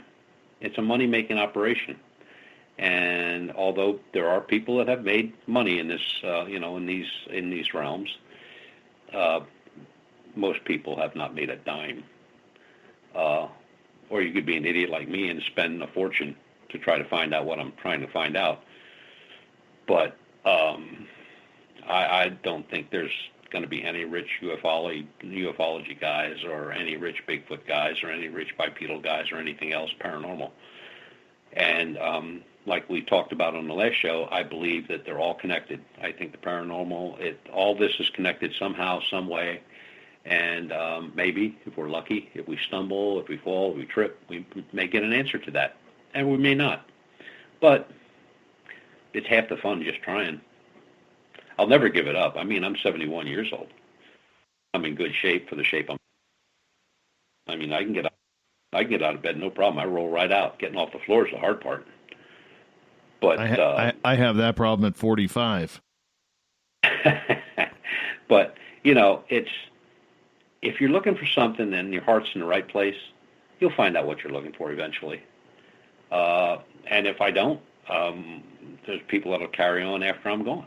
And they have the same feelings I have. They have the same research techniques, the same. I've been working with them now for 20 years. They're smart. They know what they're doing. They know how to use the technology. And one person is not going to make a difference. It's going to take a multitude of people to make a difference. And to get a multitude of people to share information in ufology or paranormal or Bigfoot, you got more chance of seeing Jesus in the Walmart. I want to get to a question from Ron here in the Veterans Club asking, when a person shoots in night vision camera mode, do you shoot in auto or in manual operation? I shoot in auto. And that's Sony night vision. Why do you choose to do it that way? Because I don't really favor standing there holding a camera. I'd rather have it on a tripod and running on its own than having my big thumbs and fingers all over it. We have another camera that is a FLIR device, and it is another one that you can shoot automatic or you can shoot manual. I prefer to use that also on automatic, only because the factor of, you bump it or you knock it over, I can put it in a place and just let it run. We have generators on the truck, so we don't have to rely on batteries. We can just plug them in and let them run until they run. And they all use very large cards, SD cards, so it's not like I'm going to run out of room on a card. If I got a 1 gig card in there, I'm good for days and days and days. But running it auto, I just find is good for me. It may not be good for somebody else, but for me it's good because, like I said, I like to keep it on a tripod. Everything we have is wide-angle lenses. We have only maybe 2 cameras, I think, that have normal lenses, 50 millimeter, 51, 52 millimeter. Everything else is very large, and they're either long-range camera, telescopic lenses in 300-meter range to some of the cameras that have the infrared and the thermal imaging. They're also wide-angle, and we try to not really mess around with cameras. I mean, we set them up to a certain location where we want to look and where we want to keep an eye on, and we let the cameras do the work. And with cameras, the more that you don't mess around with it, the better photographs you get. I know from early days when I was, carrying one in a backpack, and would whip it out and start doing this, doing that. I got a lot of trees, rocks, dirt, dust, rain. Didn't really get anything much more than that, and a lot of blurry photographs because, when a camera's focused and it's facing something, you're looking at something, and you're holding it. I don't care how steady you think you are shaking that camera. So when you shake a camera, you've already ruined whatever you were looking at. once it's on a good tripod, and I always tell people, don't go to Staples and buy a tripod for $9.50. Go on eBay and try to find a really good one for maybe $30, $40. And it may have been a $200 or $300 tripod, but it's heavy, it's stable, and you want heavy, you want stable, you don't want the camera moving around, so if a little bit of wind's blowing, it's not shaking the camera. Camera technique is a lot more than people think. And people going out there with a cell phone camera, don't waste your time. You're not going to get a picture of a UFO with that kind of camera. You're not going to get a picture of anything with that kind of camera because you're holding it. You're shaking. And if you are coming up with something, if you do, let's say you're in the middle of a trail and there's a Bigfoot in front of you. I don't care how good you think you are. That camera that you're holding in your hands is going to be totally worthless because you're going to be shaking like a leaf if you even remember to pick the camera up and turn it on. And there's people that said, I thought I had great pictures, but I never took the lens cap off. So best to if the camera has automatic mode, best to let it on its own on a good tripod, place it where you want it, and do it from there. Now you got cameras that are Wi-Fi video cameras. So you can place your camera and go sit in your truck, go sit in your car and look at it on your iPad or your other device. So things are changing. Technology is changing, and it's changing rapidly. I just think people depend too much on what they think is good photography when they have it in their hands, when the worst place to have a camera is in your hands, unless you're a professional photographer and you're not really shooting wildlife or something that you're really looking for. You're shooting a lot of good still stuff. But good tripod, good camera. And it doesn't really have to be an expensive camera. There are a lot of good cameras out there for under $300. But just make sure that it's not so much the camera, it's the lens. So you want to take care of your lens, keep it clean. Don't store it anywhere where there's moisture or it could get a virus. You want to keep it dry and keep it clean. And you'd be surprised on the pictures you get. Do you believe that eventually we will get something of clarity on a trail camera that is 100% irrefutable? Yes, I do. It'll be a FLIR. It's not going to be anything but a FLIR. It's not going to be infrared. It's going to be a FLIR. Infrared, you can change infrared with a program. You can't change a FLIR. A FLIR is going to be the undisputed proof that there's something out there. Now, you're not going to see a whole lot of features. You may see eyes, face, depending on how far away it is. You're going to see the body temperature.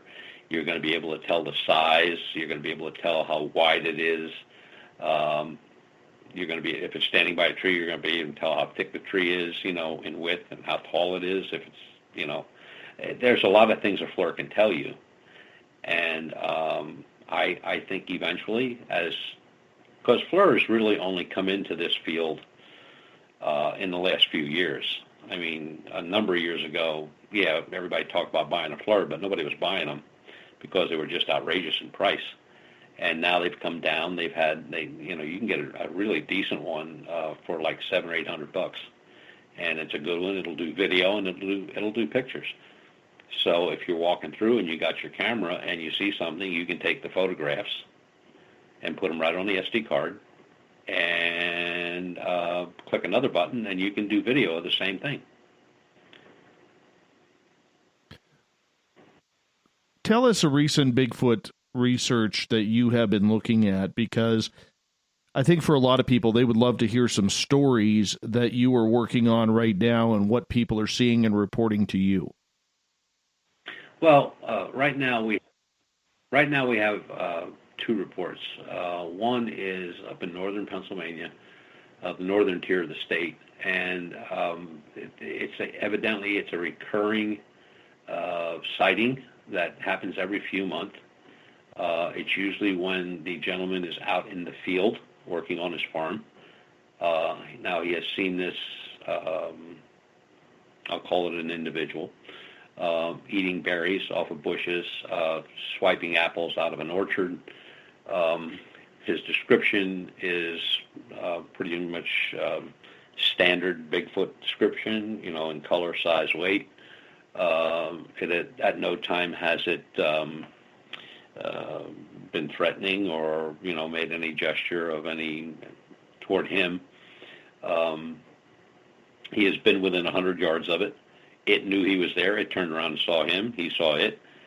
He was on his tractor, and as long as he stayed on the tractor, there was no issue. When he stepped off the tractor, when his foot hit the ground, that thing was going through the woods like a rocket. So that's one case. And like I said, it's an ongoing thing. I think it's 4 sightings now on the same farm.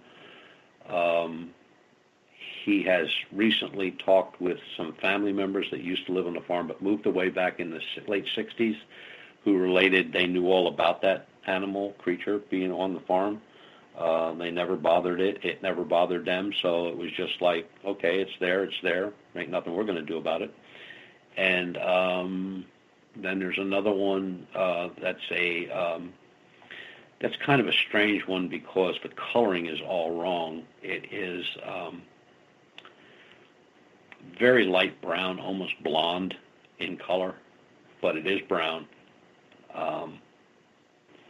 I'm not talking Marilyn Monroe blonde here, but it's a very odd color.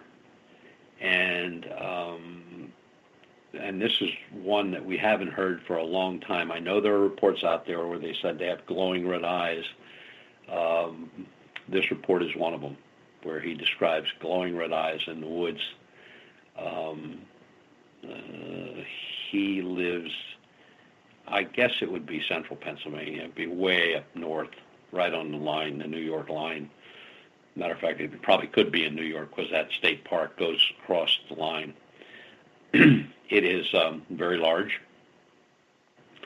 And the only thing that bothers me a little bit when he's describing it is he describes it like a Yeti head. The Yeti has more of a pointed head, like a cone-shaped head. And that's what he's describing. Now, normally in your area or even in the United States, they are not normally described with a cone-shaped head. There are a few, but that's few and far between. And this guy swears and declares that's what it has. And so those are 2 right off the top of my head. They're both ongoing. We will be going starting July 8th or 9th, I believe we leave. We'll be out in the field. And we've gotten 2 other groups now working with us. So we're going to be we'll have more manpower to cover more area. So instead of just 2 or 3 or 4 guys in a certain area, we can take now maybe 10 or 12 guys and get them look the same thing but in different locations. So if we need to get at one end of an area and another end of an area, we have the people to do that. And that means a lot too. The amount of people you can put in the field, boots on the ground, means a lot.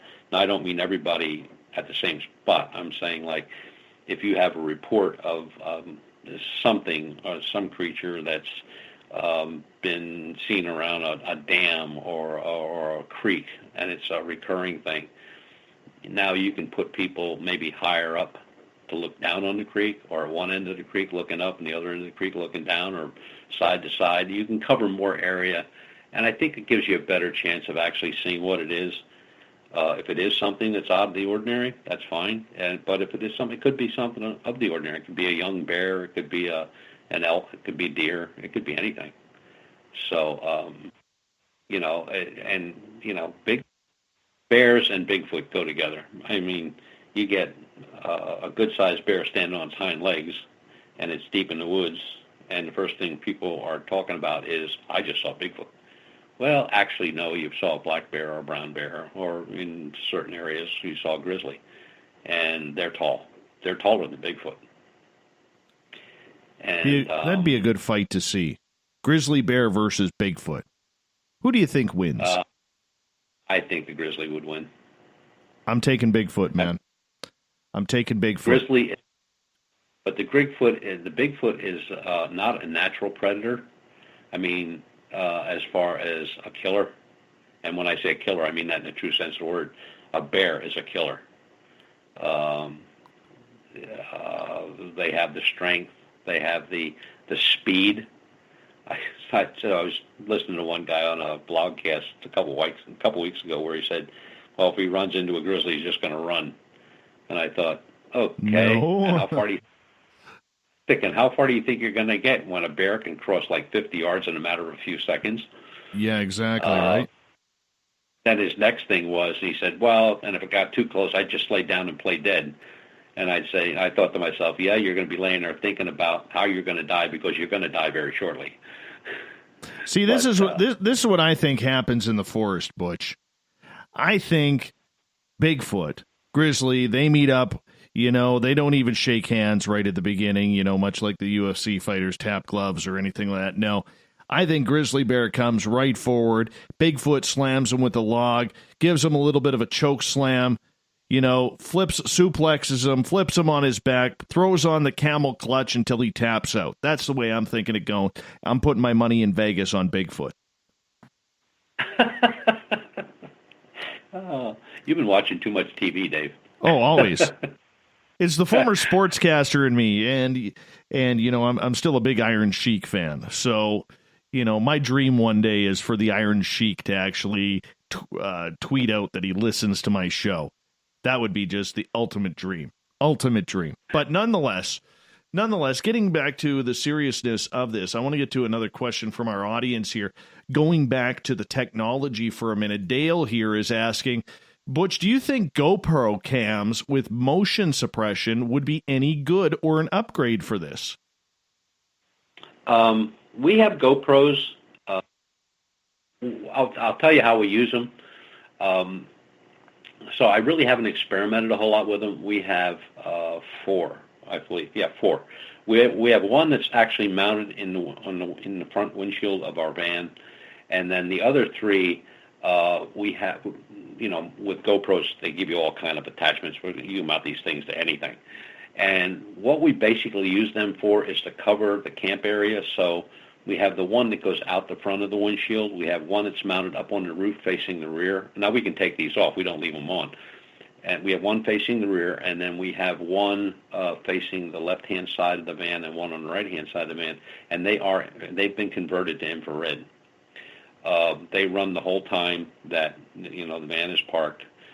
In the morning, we charge them up again, take the cards out, put fresh cards in, charge them up again, and put them back. And they're basically like,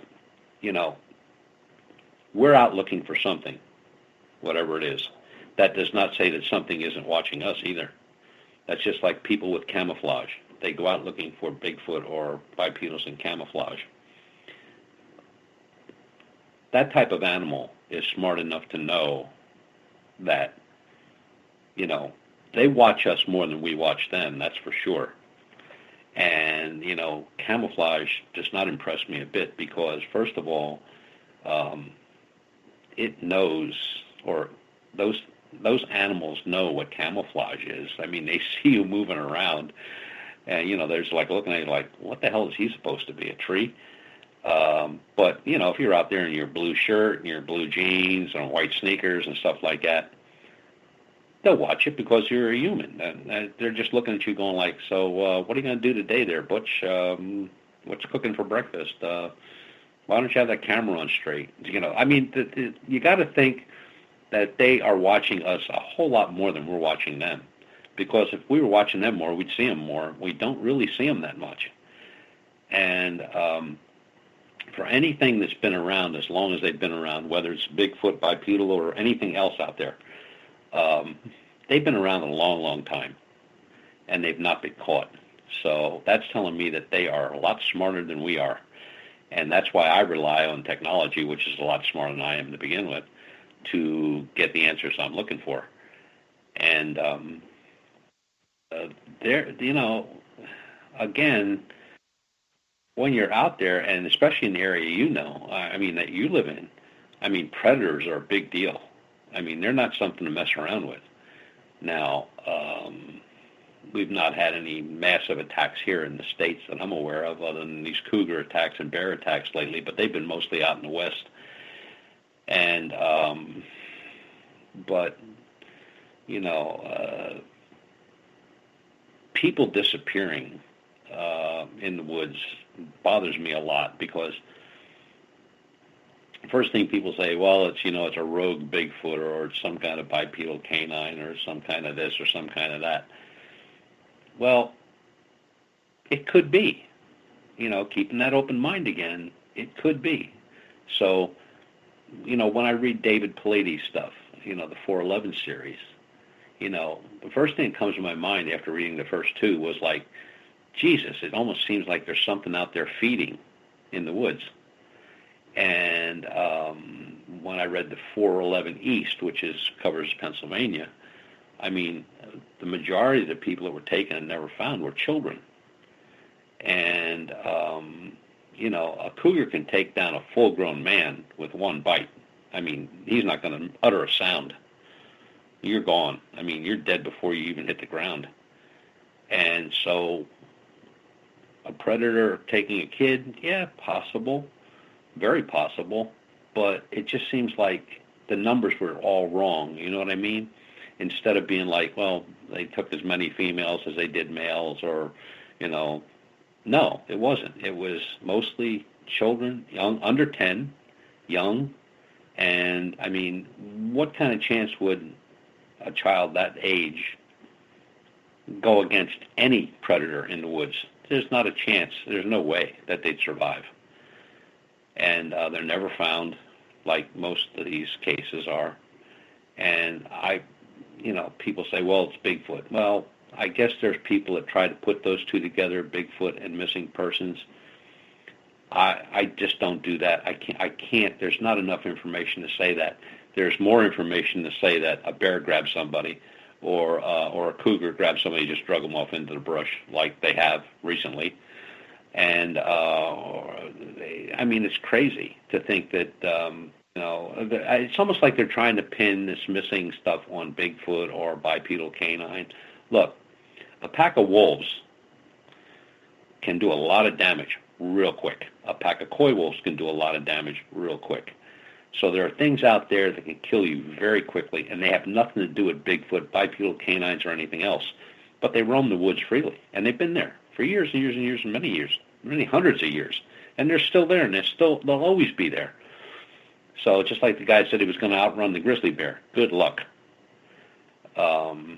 When you start getting thoughts like that, you shouldn't be in the woods, because you're the one that's going to die. We got about 5 minutes left before we got to go to break. I want to get to another question from Mike. What is your opinion on tree knocking? There's a lot of people who believe it is a way of communication. There's a lot of people who believe that it's the kids out in the forest having a camping site, and because the tree knock sounds for quite a ways, they're just responding back. Well, I mean, a lot of tree knocks have been proven to be woodpeckers, and that's just a fact. I am not a great believer in running around the woods hammering on trees, or you know, nailing pork chops, or throwing bacon out, or candy, or anything like that. I think you need to set your ground. You need to get your research area. You need to set yourself down, get your stuff ready, get all the stuff you got to use, and stay there. Don't go roaming around everywhere. And look, it's just like you said, you got somebody knocking on trees here, and you got some kids camping 2 miles away to hear it, and they start knocking back, and all of a sudden you got a Bigfoot. No, you don't have a Bigfoot. You just have something knocking on the trees, and it could be a woodpecker. And then the strange screams and stuff like that. I mean, have any of these people ever heard a rabbit scream, or a beaver? I mean, they scream. It sounds like a lady in distress standing in the middle of the street in New York. I mean, it's deafening, and there's a lot of those videos of these animals that are, you can listen to those screams. So once people need to familiarize themselves first with what's out there. What kind of animals can give off that, you know, as far as screaming, or I mean, a wounded animal. I don't care what animal it is, whether it's a deer or something. I mean, the screams are unbelievable, but that's Bigfoot. No, it's not Bigfoot. It was, it's an animal that's either gotten attacked or is being attacked. Or it's a woodpecker hammering on trees. There's so many things in the woods that make noise. And to say that they're all Bigfoot related, I just think that's such nonsense. And, knocking on trees, and what's the other one the guy was doing? Throwing flares in the woods, these little candles that you're... Like glow sticks? Yeah, throwing those and waiting for somebody to pick it up. Well, he's seen some being picked up, right? Well, the thing never left the ground but a few inches, so what picked it up? Possum? Squirrel? Rabbit? Who knows?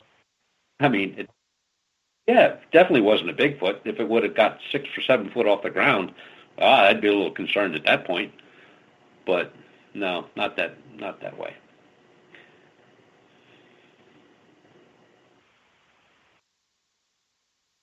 We got about 45 seconds, so I'm not about to ask another question here in regards to, audience questions. I do know there are some questions out there that I have not asked. I will get to them in the final 30 minutes of Strange Days with Butch Witkowski. Of course, at the bottom of hour number 3, the encounter with Everett Themer, where we go through the news of the day, of the weird, the strange, the odd, and the simple WTF.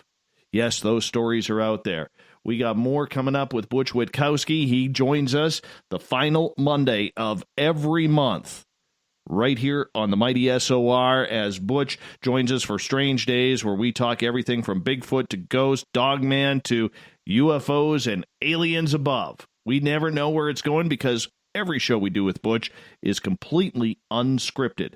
You're listening to Spaced Out Radio. I am your host, Dave Scott. We'll be back with more right after this. Are you tired of being blocked, shadow banned, or placed in jail for simply posting your thoughts on social media? Social Media Freedom can take care of that for you. Social Media Freedom is the newest and one of the best free new apps that allows you the freedom to post what you want, when you want. It takes seconds to download from your app store. Come join the tribe at Social Media Freedom. It's time to set yourself free. The first annual Caribou Paracon is happening September 28th to 30th in the 108 Mile Ranch, British Columbia. Brought to you by the Canadian Society of Questers and Spaced Out Radio. Come listen to our featured speaker, Grant Cameron, along with Elizabeth Anglin, Paisley Town, Mike Moran, Eric Cooper, and more. It's a 3-day supernatural adventure at the Spruce Hills Resort and Spa. Tickets for the weekend are $150 Canadian. The Caribou Paracon, celebrating everything paranormal. A timepiece is a reflection of who you are, and what better way to show off the real you than with an Escape watch? Escape is a lifestyle brand accessorizing your days and nights. Choose to escape and create the life of discovery that you deserve. Dream, play, unite with your own personalized Escape watch. Head to escapewatches.com. There is no time like the present to enjoy your escape. Use promo code SMF2017 for your 20% discount today. Looking for a place to advertise at a very reasonable cost? Look no further than Spaced Out Radio. SpacedOutRadio.com has an advertising tab that you can click to check out our daily, weekly, and monthly packages to play on the radio, or our website including social media. From commercial spots to banners, we have it all. Check out our competitive pricing today. Find yourself constantly looking up in the sky, looking for answers? Have you had extraterrestrial contact? Are you an abductee? Looking for answers to your experiences? Hi there, I'm R. Keith Andrews, Spaced Out Radio's resident ET expert. Join me live the first Friday of every month where I take questions from the Spaced Out Radio chat room and help you understand those from the far-off world. It's 2 hours of knowledge every experiencer should listen to. Hope to see you there. Are you intrigued by Paranormal Talk Radio? You'll love the new Paranormal Radio app from TalkStream Live. You'll find a great selection of talk shows covering UFOs, ghosts, strange phenomena, and much more. Download the Paranormal Radio app now and start listening to the very best in paranormal talk entertainment, including the network you're listening to right now, the Paranormal Radio app, free in Google Play and the iOS App Store. The Call of the Wild is in Vancouver. The Moose Vancouver is one of the hottest bars and restaurants in the city. Open until 2 a.m. nightly, the Moose will rock you like a hurricane all night long. Great food with everything on the menu at $6.95 near the corner of Nelson and Granville. Get your horns up and come rock with us. The Moose Vancouver, the official rocking bar of Spaced Out Radio. Visit purpleplates.com today. For over 40 years, the Purple Energy Plates have been delivering amazing results for their many customers. Inspired by the great genius Nikola Tesla, the harmony, healing, and energetic effects of the plates have proven over and over to be beneficial and often miraculous to thousands of customers. Check their site for daily specials and choose from their many energy products. You won't be sorry. Visit them today at purpleplates.com. When it comes to the news, we look for the stories that the mainstream won't cover. Welcome to Spaced Out Radio's The Encounter. This is News Director Everett Thiemer. The Encounter is about the weird and strange stories that occur daily, and we scour the world looking to bring them to you. You can hear me with Dave Scott every Monday through Friday in our Encounter news segment. Read us online at spacedoutradio.com or check us out and give our Facebook page a like at SOR The Encounter. So come give The Encounter a read. Hey, this is Canadian Paranormal Investigator Mike Moore. The third Wednesday of every month, I'll be teaming up with Dave Scott to bring you Ghosts of the Great White North. Each month, we will bring on guests from across Canada to discuss their ghostly encounters. Canada is a paranormal hotbed with stories you've never heard, so we're going to bring them to you. So get comfy on your Chesterfield, grab a donut, and join us, eh? Do you want to know the truth? Do UFOs exist? Are aliens real? Are the governments hiding the biggest secret in history? We're UFO seekers, and we're on a hunt for the truth. Subscribe to our YouTube channel and follow along with us as we journey across the United States, visiting UFO hotspots and alien hotspots, trying to document the UFO phenomenon. Catch us on Spaced Out Radio every third Monday of the month as we discuss Area 51, UFOs, and more. And also, don't forget to subscribe to us on YouTube. You hear footsteps in the empty room above you. A rocking chair begins rocking by itself. Don't be afraid of the things that go bump in the night. Reach for Spirit Storybox, the iPhone app the Huffington Post UK called the only ghost hunting app you will ever need. Spirit Storybox. The spirits are telling their stories. From the mile-high state of Colorado, sharing our signal around the world, I invite you to Spaced Out Sundays. Hi, I'm Tessa Nicole Thomas, and I'm closing out the week by taking you on a paranormal journey to the world of the weird. Ghosts, aliens, psychic phenomena, I will hit it all in your questions too. So let us highlight the paranormal for you. So come join me for Spaced Out Sundays starting at 9 p.m. Pacific, 12 a.m. Eastern, only at spacedoutradio.com. The views and opinions expressed by tonight's guest and topic of discussion do not necessarily represent the official policy or position of Spaced Out Radio, Spaced Out Weekend, Spaced Out Radio Limited, its hosts, syndicated carriers, or anyone associated with this broadcast. You're listening to Spaced Out Radio with Dave Scott. Follow Dave on Twitter at Spaced Out Radio and hashtag Spaced Out Radio, and on Facebook Spaced Out Radio Show. Now, back to the program. Welcome back to the third and final hour of Spaced Out Radio tonight. I am your host, Dave Scott. Thanks for being with us. Tomorrow night on the program, Ian Holt is back with us on his bi-monthly appearance. Ian's an award-winning author, movie producer, music aficionado, used to work for MTV Raps. We talk everything weird and strange, a great conversation. We want your questions as well. We might even open up the phone lines tomorrow night. Yeah, let's do that. Let's open up the phone lines tomorrow night, 9 p.m. Pacific, midnight Eastern Time at spacedoutradio.com and deeptalkradio.com. We want to welcome back everyone listening in on the SOR Radio Network and our brand new affiliate, Deep Talk Radio. Don't forget, you could check out our archives. Do me the favor, hit the subscribe button at youtube.com/spacedoutradio. Bill Cardwell has set the password for tonight in the SOR Space Travelers Club. Verbomania. Verbomania is your password. Make sure you use it wisely, Space Travelers, as Bill sets a password each and every night right here on the mighty SOR. Now, if you want to follow us on our website, spacedoutradio.com, we got a plethora of features for you. You can rock out to some Bumblefoot, shop at our Spaced Out Radio store, read up on the encounter online, or watch great videos from UFO seekers, and so much more. For the final time tonight, we introduce Butch Witkowski and Strange Days. Butch is here the final Monday of every month to break down all the weird and strange cryptid stories that are going around North America. Butch, thank you so much for being with us again. Time continues to fly by when you're on this show. Always a pleasure. Always great to be on this show. I always have a good time on this show. Well, we like it. Are you still sporting that tight mustache, or are you still on the goatee fix? I'm still on the goatee fix. I think I like the mustache better. Just the mustache. That's just me. Okay. That's just me. Hey, I want to kind of switch topics. I want to stay in the forest, but there's a lot of people out there when they are enjoying the wilderness who are having Dogman sightings. Is there any difference between the similarities of what we see from Bigfoot sightings comparatively to Dogman sightings? I think the thing that sticks out the most is terror. People are terrified when they're seeing the bipedal canids, and they're not showing or reporting that kind of terror when they're viewing a Bigfoot.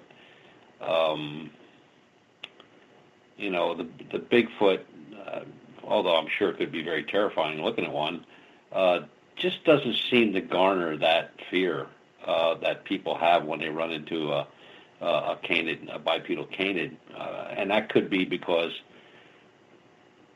the Bigfoot evidently, supposedly has, the more look of an ape, which people are familiar with, where the canids are, more wolf-like, more frightening. In a lot of sightings, the people conjure the theory of werewolves and wolf packs and stuff like that, and that fear just doesn't seem to be there in the reports for Bigfoot. So I would say that the bipedal canines are the ones that are put forth the most terror in reporting, where the Bigfoot just doesn't seem to have that. By the way, one of our listeners, Dawn, says she needs to see a picture of that great goatee. She wants a picture of the goatee. We're gonna start. Okay. We're gonna start something here, Butch. We need a photo of the goatee. I believe it's up where I put my comments in. There's a picture. That's not good enough, Butch. That's not good enough. We're gonna have to get a close up of that. If you don't mind sending us one, we'd appreciate that. You can do that. I'll stick it on Facebook. There you go. That's what we're talking about. Anyhow, getting ready to talk about Dogman here. You mentioned that there are some similarities in the way that the incidents happen. I mean, we still get the blurriness on any type of photo. I have yet to see any type of quality Dogman video or photo that really has me convinced that this creature is alive. And I consider myself to be pretty damn open-minded. Why do you think that this creature is so impossible to get a quality look at with a camera, video camera, or even a still camera? Well, I think one fact is that these, they're never seen outside of very heavily forested areas. I mean, when we went on our very first expedition, cameras were totally worthless. I mean, it was so deep and dark, and I mean, there was just no way I was going to get any kind of a decent picture. They don't step outside of certain areas. I mean, they stay within a loop. Like I said previously, I've only had one report outside that loop, and that was from years ago. I think the only way that we're going to get anything on this guy is having, a restricted area of research and just investing that area with technology. Now, whether it's sound technology or whether it's camera technology of some sort, or ground technology where we can, put sensors into the ground and pick up footsteps. But it's just like one of my researchers said when we were out on one of our expeditions, where he said, like, look, we could be sitting there and it could be watching us and we'd never know it. It could be sitting there in the woods just keeping an eye on us and everything we're doing, and we'll never know it. And he's right. But that same scenario would be also with Bigfoot. I mean, he could be just standing in a pile of woods just watching whatever you're doing. Yeah, but Butch, people don't seem to fear Bigfoot as much as they do this Dogman type creature. Like this Dogman type creature, whether it's Dogman or the bipedal canine that you're following in Pennsylvania, people are scared of this thing. This thing is emoting, from all reports, pure evil and fear into people that they have never felt before. And these are even people who have had guns pulled on them and had their lives threatened. Well, you got to look at it this way. If I was to say that, 50 years ago we were talking about some unknown ape running around the United States, most people would probably say you were crazy. But if I would have said to you that there is a werewolf running around in the United States, I'd garner hundreds of believers instantly, because the stories of these creatures go back to very, very ancient times. I mean, they were revered. They were gods. The Roman legions wore wolf skins to project themselves as being mighty warriors. The skinwalkers of the Indigenous always, not always, but in most cases, depending on the tribe, took the mantra of a wolf. So the wolf has played a very important part in history as far as versus Bigfoot. How many movies of Bigfoot did you see? Not many. I mean, the most popular one was Harry and the Hendersons. And Harry turned out to be just this big, sweet, gentle, kind creature. And a lot of people related to that. And put Lon Chaney on there and show it to the same people and they'll be jumping off the chairs. I mean, a wolf is just a hell of a lot scarier than, Bigfoot isn't going out there and baring teeth. He's not got hands with claws. And that's what these things are. They got hands with claws, and they're very muscular, and they got a large wolf head. They got glowing yellow eyes, and they are nasty. And they show no fear. Now, I had a researcher say to me, he said, well, what do you think the difference is now between Bigfoot, who is very shy, basically, doesn't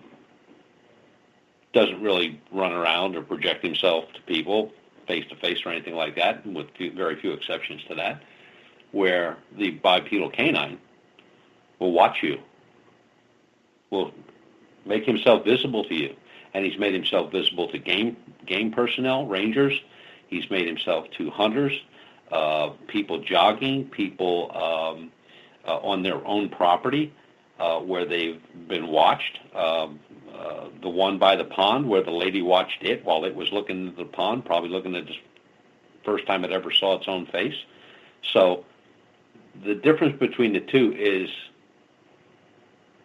size and scariness. I guess it depends on the individual. But if you had to pick the ugly out of the two, I would say that the winner is going to be the bipedal canine, only because it is more in tune with not only history, but folklore indigenous lore, indigenous beliefs, and eyewitness testimony from people that really know what they're doing. They're in the woods for a living. That's what they do, whether they're game rangers, park rangers, or hunters. And I think they're just a whole lot scarier when you see them. And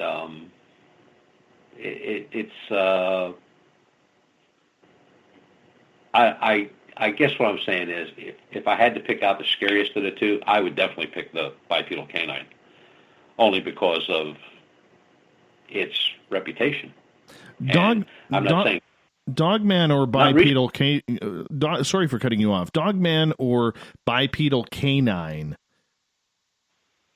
How close have you been, Butch, to actually getting to one or being near one that you know?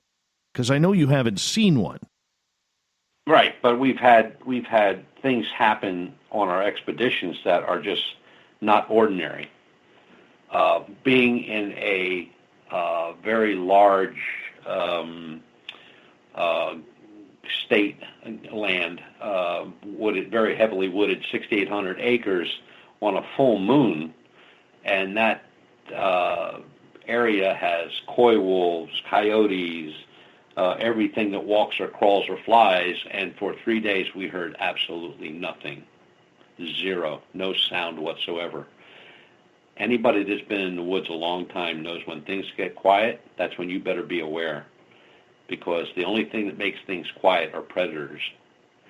And we found no signs of any animal on FLIR, on infrared, on cameras, on recordings, nothing.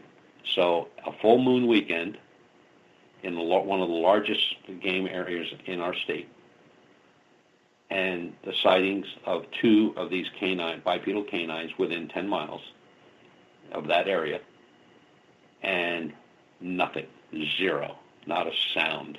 Our recorders picked up absolutely nothing. That's impossible. Even when we talked to the game ranger when we were leaving, and I said, I've never heard anything so quiet in my.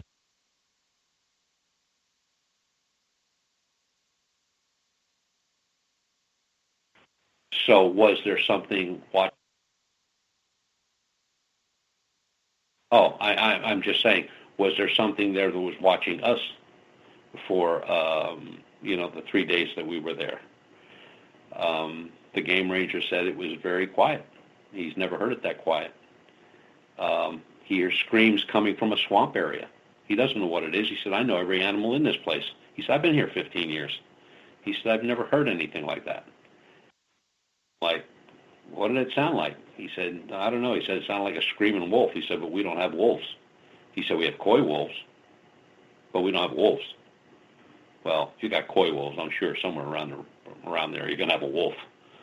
But I just think that just the sheer terror and the history and the background of werewolves and how wolves came all through the history of the world are just enough to scare people to death.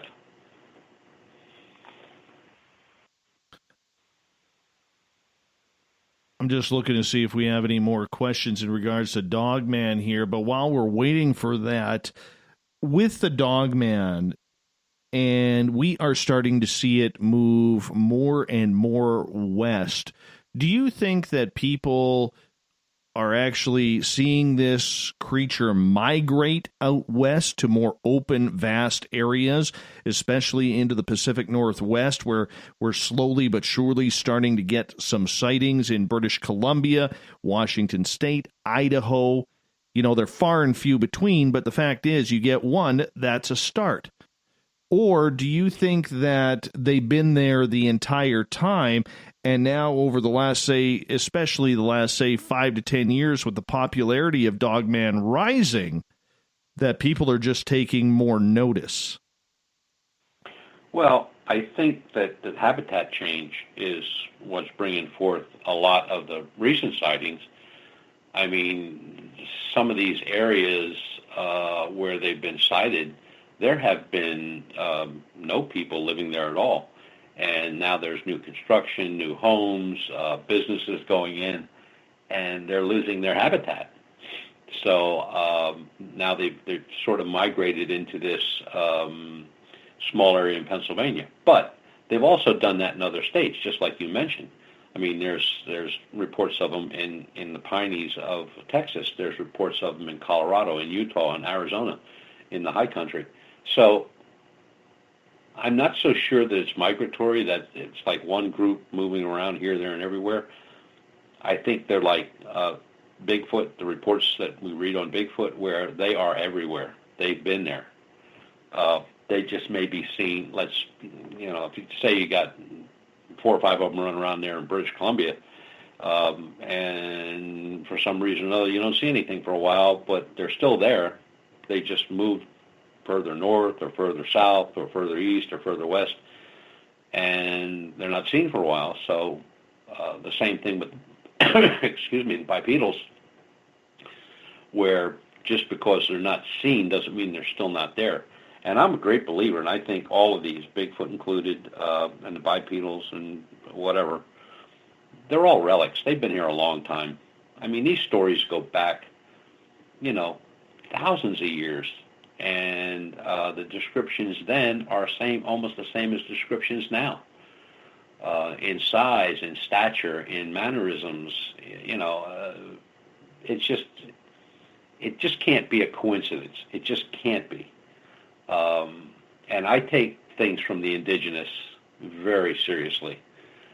And a lot of this stuff, you can't make this stuff up.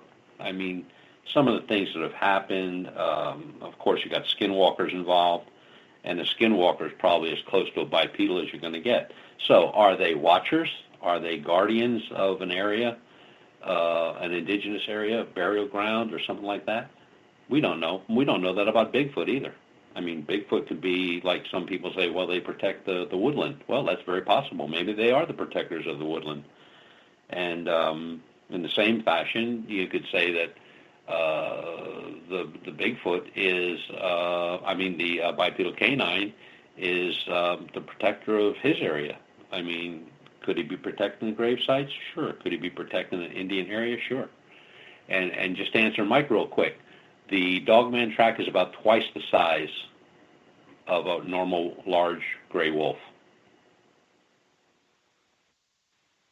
Couple questions coming in from the audience. We're going to start with Gail's here on Periscope. She is asking, Butch, have we had any cases where Dogman has attacked?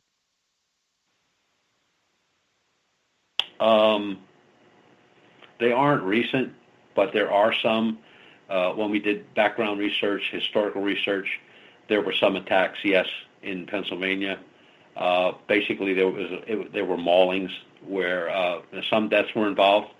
Not that many, mostly people that were just attacked and got away. They were either on horseback or carriage, and these go back into the 1800s. Descriptions of this creature that we have today matches exactly descriptions of the creature in 1868 in a newspaper article, where one of these things was shot at by a farmer while it was trying to attack his goats or sheep. I'm pretty sure it was sheep. Do you think they're just, when they're around people, they're there for intimidation rather than attack? I think they're trying to keep you out of an area. Like I said, when you look at the loop, our loop, which is available on my pages or pretty much anywhere on Facebook or the internet, that loop was sacred ground. I only have one outside the loop, and that was one that I just talked about earlier tonight. But the areas that they're seen in is sacred ground. It's burial ground. It's where wars took place between the indigenous themselves, because up until 1754, there were no white men here. This was all Indian territory. Right where I'm sitting right now was Cherokee. Where I lived before was Susquehannock. So, and they all hated each other. I mean, they were all at war with each other. So the stories abound of the burial grounds, and you have the spirit guards, the guardians, which were wolf-like and were skinwalkers. So there were the good side and the bad side, just like everything else. And like I said, I tend to believe what the Indigenous are telling us here, not only in Pennsylvania, but all around the country. They're all giving the same story. So I'm sure they're not having a meeting on a Saturday night over a couple beers and everybody saying, like, look, we're going to put out the same story so everybody believes what we're saying. No, this stuff has been going on for hundreds of years. I mean, there are paintings, there are cave paintings of the creature that I'm chasing. Now, I don't know who put that up there, but it's been there for hundreds of years, and I'm chasing the exact same creature here in Pennsylvania. Let's get over to Char's question in the Spreaker chat room. She is asking, do you think that this creature may be demonic or maybe a man's experiment that has gone wrong? No, they've been around a long time. The reports that we found that go way back, and they're consistent from the 1700s, 1800s, 1900s, all the way through right up until today. I mean, the descriptions are the same, size is the same, color is the same, glowing eyes are the same. I mean, everything is identical except for one case where we had the glowing yellow eyes kind of fluttered a little bit, and then it had this silver aura surrounded it. It didn't disappear or anything like that. It stood its ground, as they all do. Every sighting we have, they're standing their ground. They do not take off. They do not run. And it is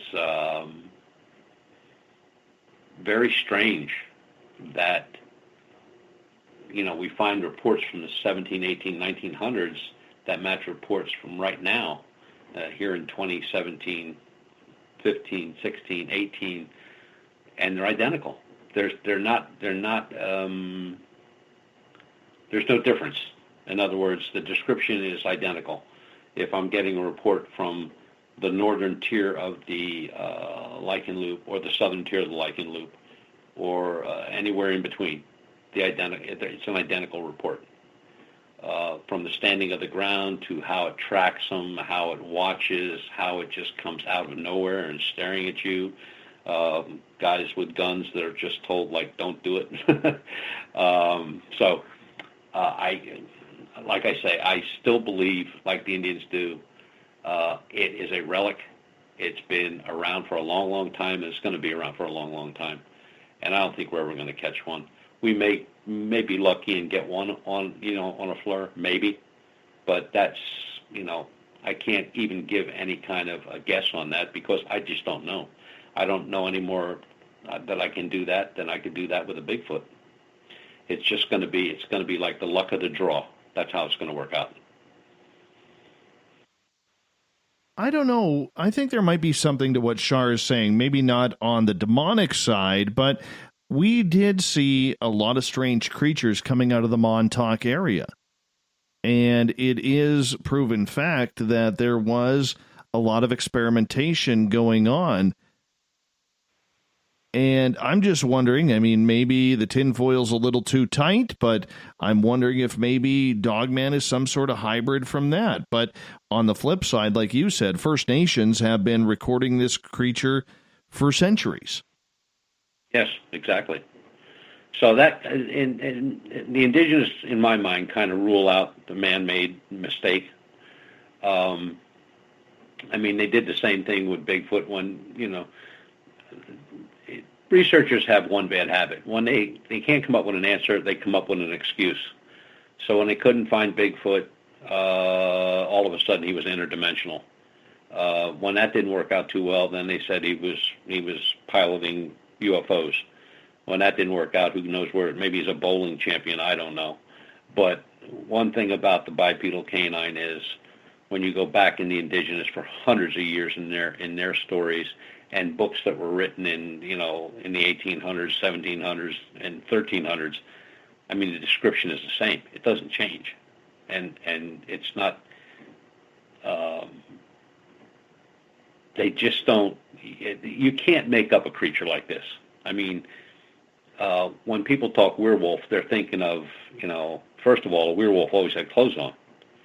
And every werewolf story that ever came out, they had clothes. They were either wearing pants or a shirt or shoes, or there was always something.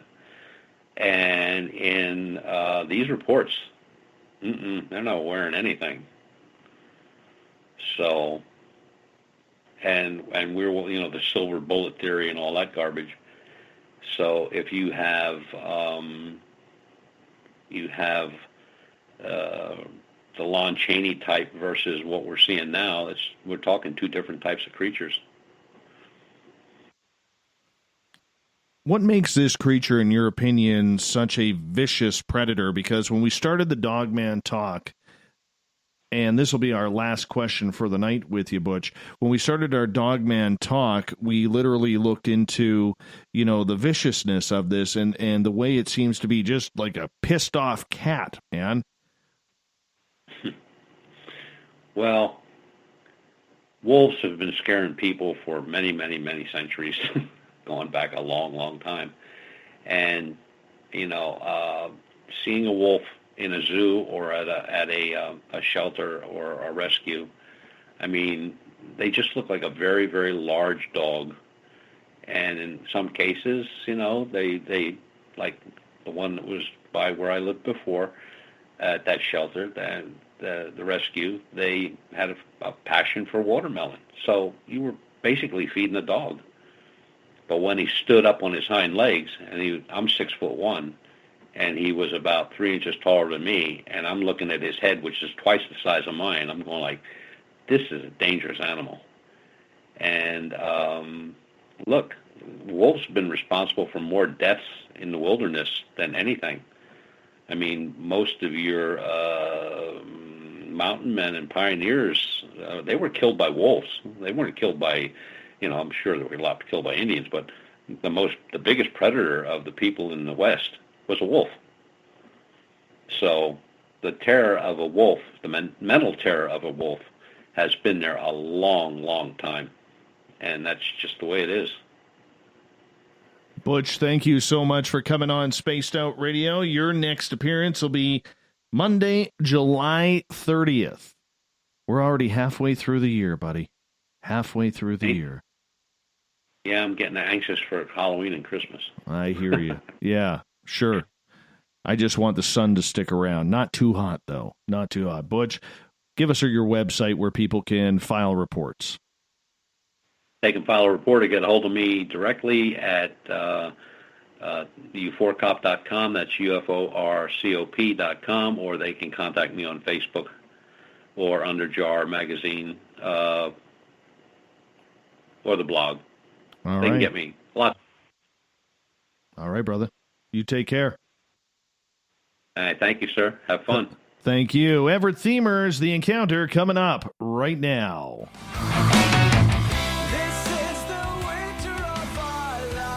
See you, Butch.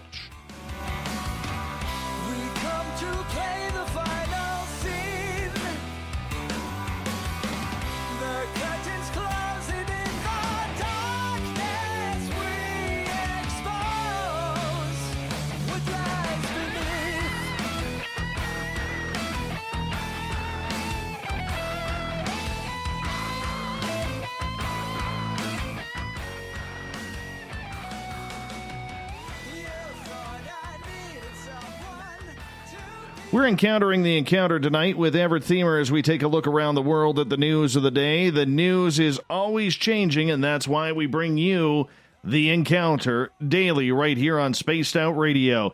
If you're looking to search for the Facebook page of The Encounter, all you do is go to facebook.com/SOR The Encounter. Give it a like if you don't mind. Everett Themer, welcome back to the show. How you doing, buddy?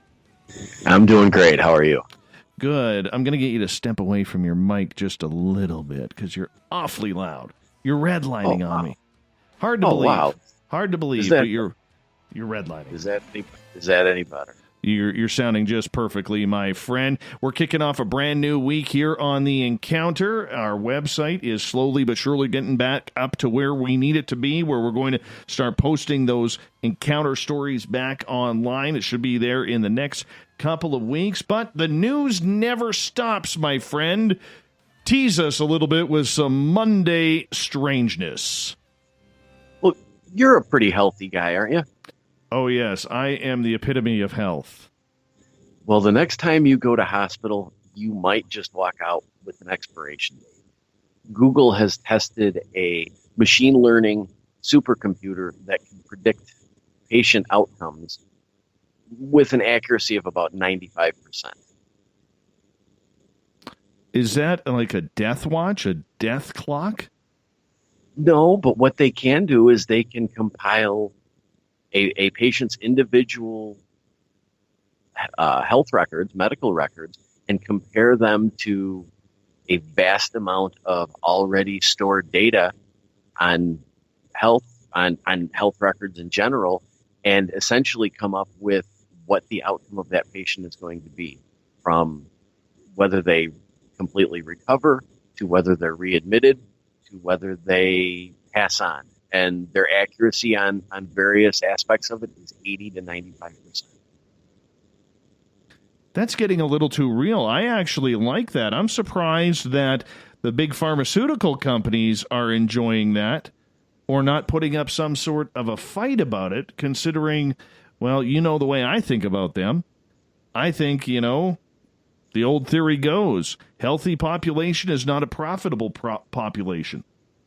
Well, that's one thing that they're saying is this will allow hospitals to adapt and use data for better patient care.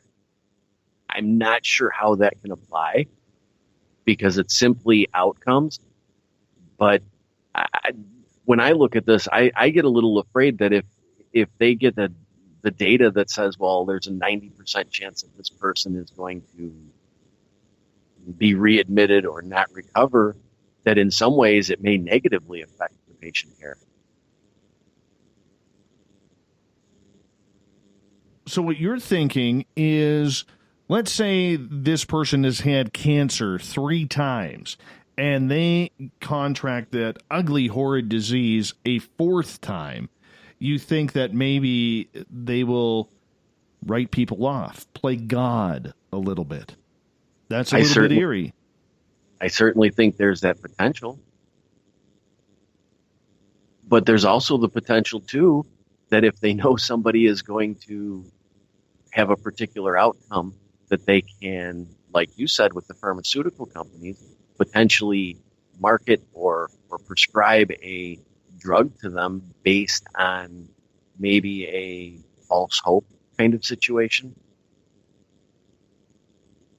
Do you think this could lead to more, drug testing on people without them even having knowledge to see if these certain new medications work on certain diseases? I suppose that's possible, but I would highly doubt that. I won't go down that route yet. But I do see potential for the misuse of that kind of data.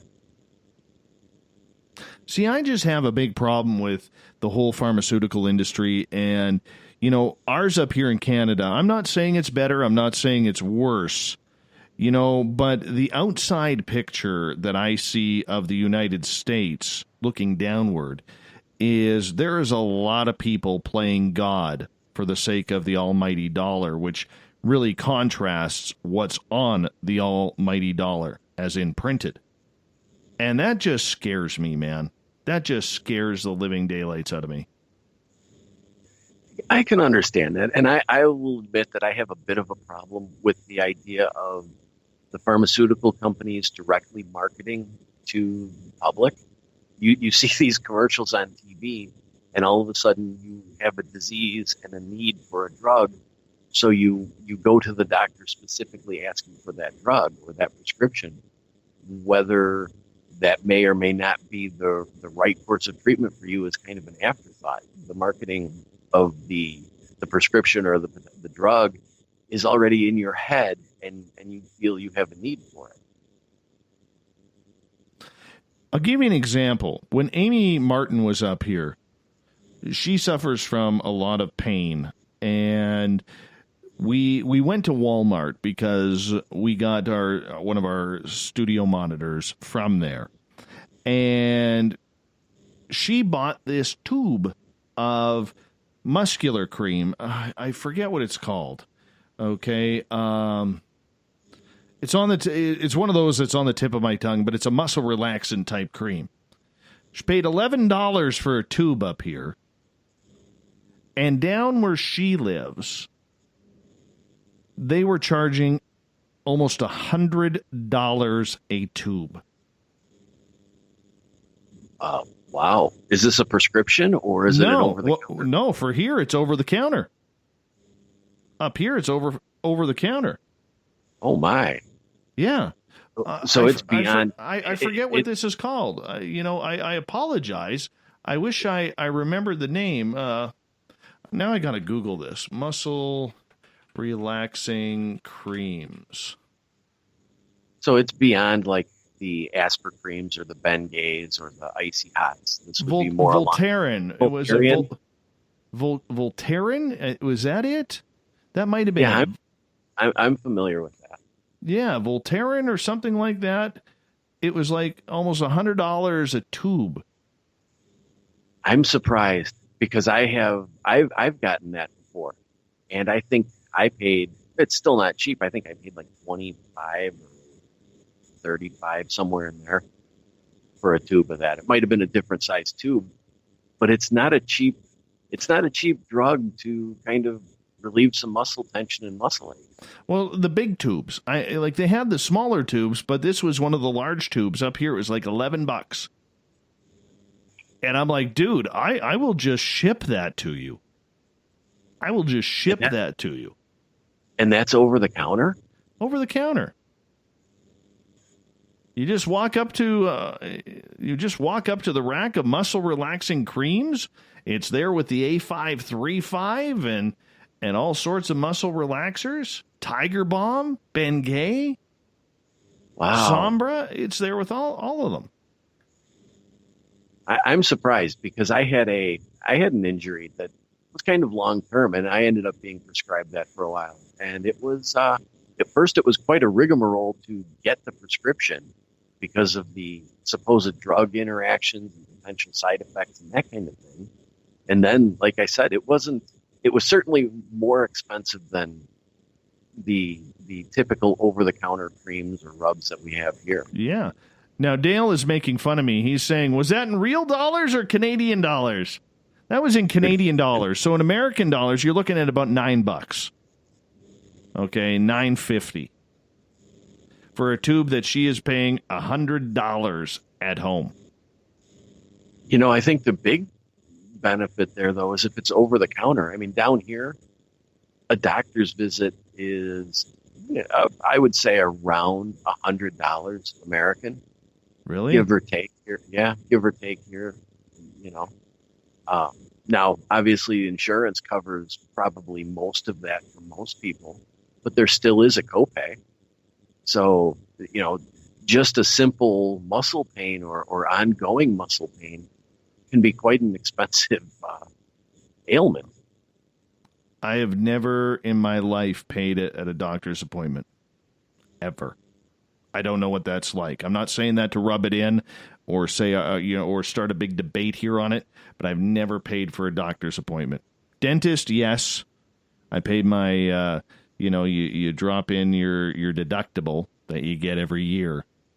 Chiropractor, same thing. But for a doctor's appointment, I have never paid for a doctor's appointment. Wow. I don't know. I'm a little envious. I don't know what that's like.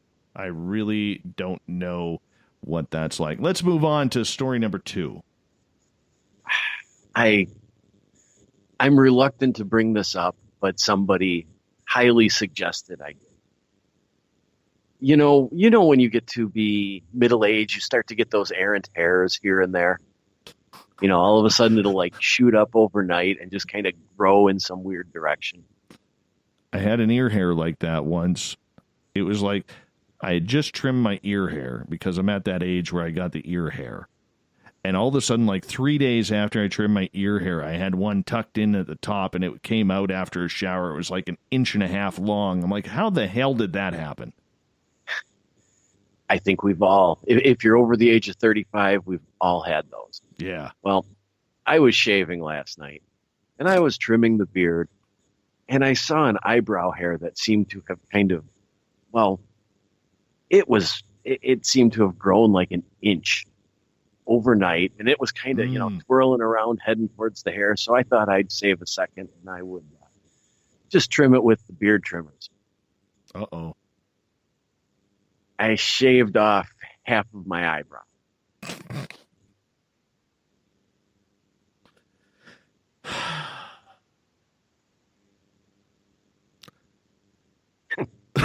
Vanilla Ice. We got Vanilla Everett here. Hey, Vanilla. Hey, Vanilla Everett. Don't even go down that road. And yes, I did. There is one picture that exists, and one person has it, and it will not be shown. I think that I know the person who has that photo. She may share a bed with you.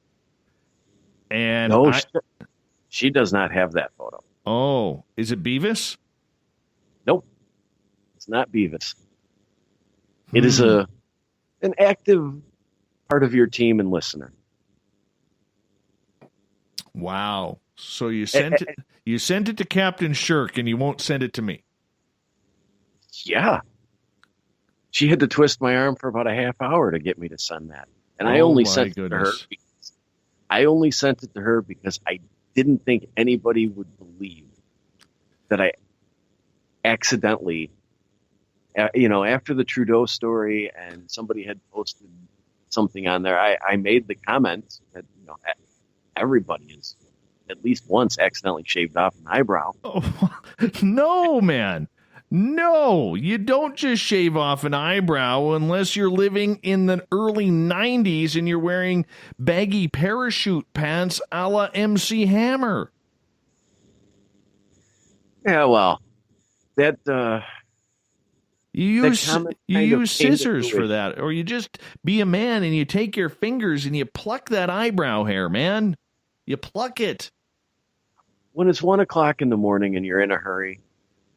What are you in a hurry at 1 o'clock in the morning for? Espresso? I'm always in a hurry. Oh, my goodness. I'm sorry. There is nothing you can blame on this besides yourself.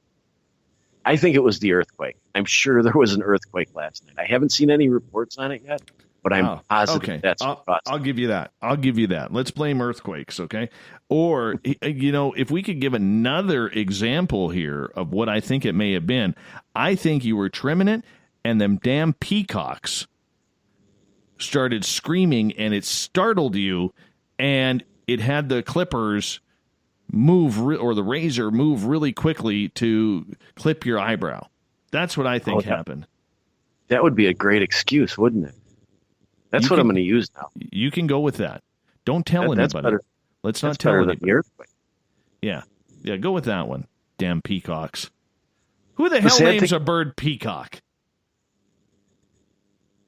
Careful. Don't irritate them. I believe they are actually on the roof right now of my studio. And I don't know I don't know how much soundproofing it would take to keep that noise from getting in here. Yeah, I'm sorry, dude. I'm not even blaming the peacocks because there is no reason, whether it's an ear hair, we're men. We're men. Ear hair, nose hair, eyebrow hair, you pluck it with your fingers, man. Just pluck it with your fingers. It's just so much easier. I was just Trudeauing myself. Oh, yes. Gotta bring Trudeau into this. Wow. Just all practicing to be a Canadian. Well, if we ever take you over. Take you over. But nonetheless. All right. Let's move on to, do you have any more stories for us tonight? Oh, sure. All right. We got time one more. researchers at Johns Hopkins University have developed a skin that can essentially be put over a prosthetic and attached to nerve endings at the base of the amputation to allow an amputee to feel sensation again. Weird. It is kind of weird. You know, this brings in, I grew up in a subdivision, and one of the eldest daughter was a very talented basketball player. She actually got a scholarship. In her first year in university basketball, she came down from a jump shot wrong and shattered her ankle. Ended up having to have her ankle amputated because the surgeon botched the surgery. Nonetheless, she kept on telling me, and this is the first time I'd ever heard of anything like that, of these phantom pains. I've heard about that. And, you know, she would feel her foot being itchy, and she'd reach down to try and scratch it, and there's no foot there. It has to be weird. Yeah. So I'm wondering what the purpose of this. I mean, is this a start to true bionics? It could be, but I think more importantly or more immediately, it's an opportunity or a chance to give somebody who's lost a limb or an arm or a foot or you know, something like that, the opportunity to experience again or feel things. I don't know if I'd want that. I mean, that looks a little like RoboCop or Steve Austin. See, you notice we hit both there for the younger and older generation. I know both of those, so what am I? You're like me. You're in the middle. Okay. Yeah. I like to watch. But seriously, I think that would hold a lot of potential, and I think there would be a lot of people interested in being able to feel again. I mean, I would think that's a horrible loss. Yeah. I mean, you know what? If it can help, especially all of these wonderful veterans who have given so much, you know, and survived, whether it's, you know, I mean, what is there in the United States? There's like 5 or 10, you know, quadruple amputees, about 100 triple amputees, you know, lots of guys missing arms, legs, eyes. If it can help anything, I think it's a good thing. You know, I mean, to be able to help somebody like that where they can get that feeling and maybe get the nerves where they can move fingers properly again, even if they are bionic, I think that would be just fantastic. I really do. Plus, it's the next step to our eventual robotic overlords. Exactly. Exactly. We're going to get to the thought of the day right now.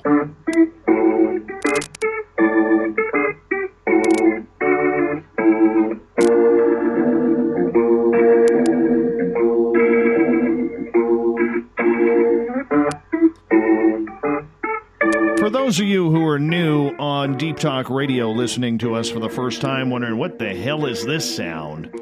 We do something called the Thought of the Dave. Every night at this time, we set a question that is set in the morning from our Facebook page. And we say your answers. We read them on the air. We tell what you are thinking because that's what the Thought of the Dave is all about. So today's Thought of the Dave is this. How do you tell whether or not a person's supernatural experience is real or not? Probably didn't have to add in that other or not. That's bad writing right there. I do apologize. That's the Canadian in me. But nonetheless, let's get to some answers. We always start with Everett. Everett, what's your thoughts? How do you tell whether or not a person's supernatural experience is real? Just on the face of it, I go totally by whether or not they appear genuine to me. That's the way I go. Well, let's get to Keith's answer. He says, there is no real way. You must know the character of the person. I tend to approach this with the assumption that it was real for them. Usually, as I talk and work with them, by paying attention, I can get a feeling for validity of the situation.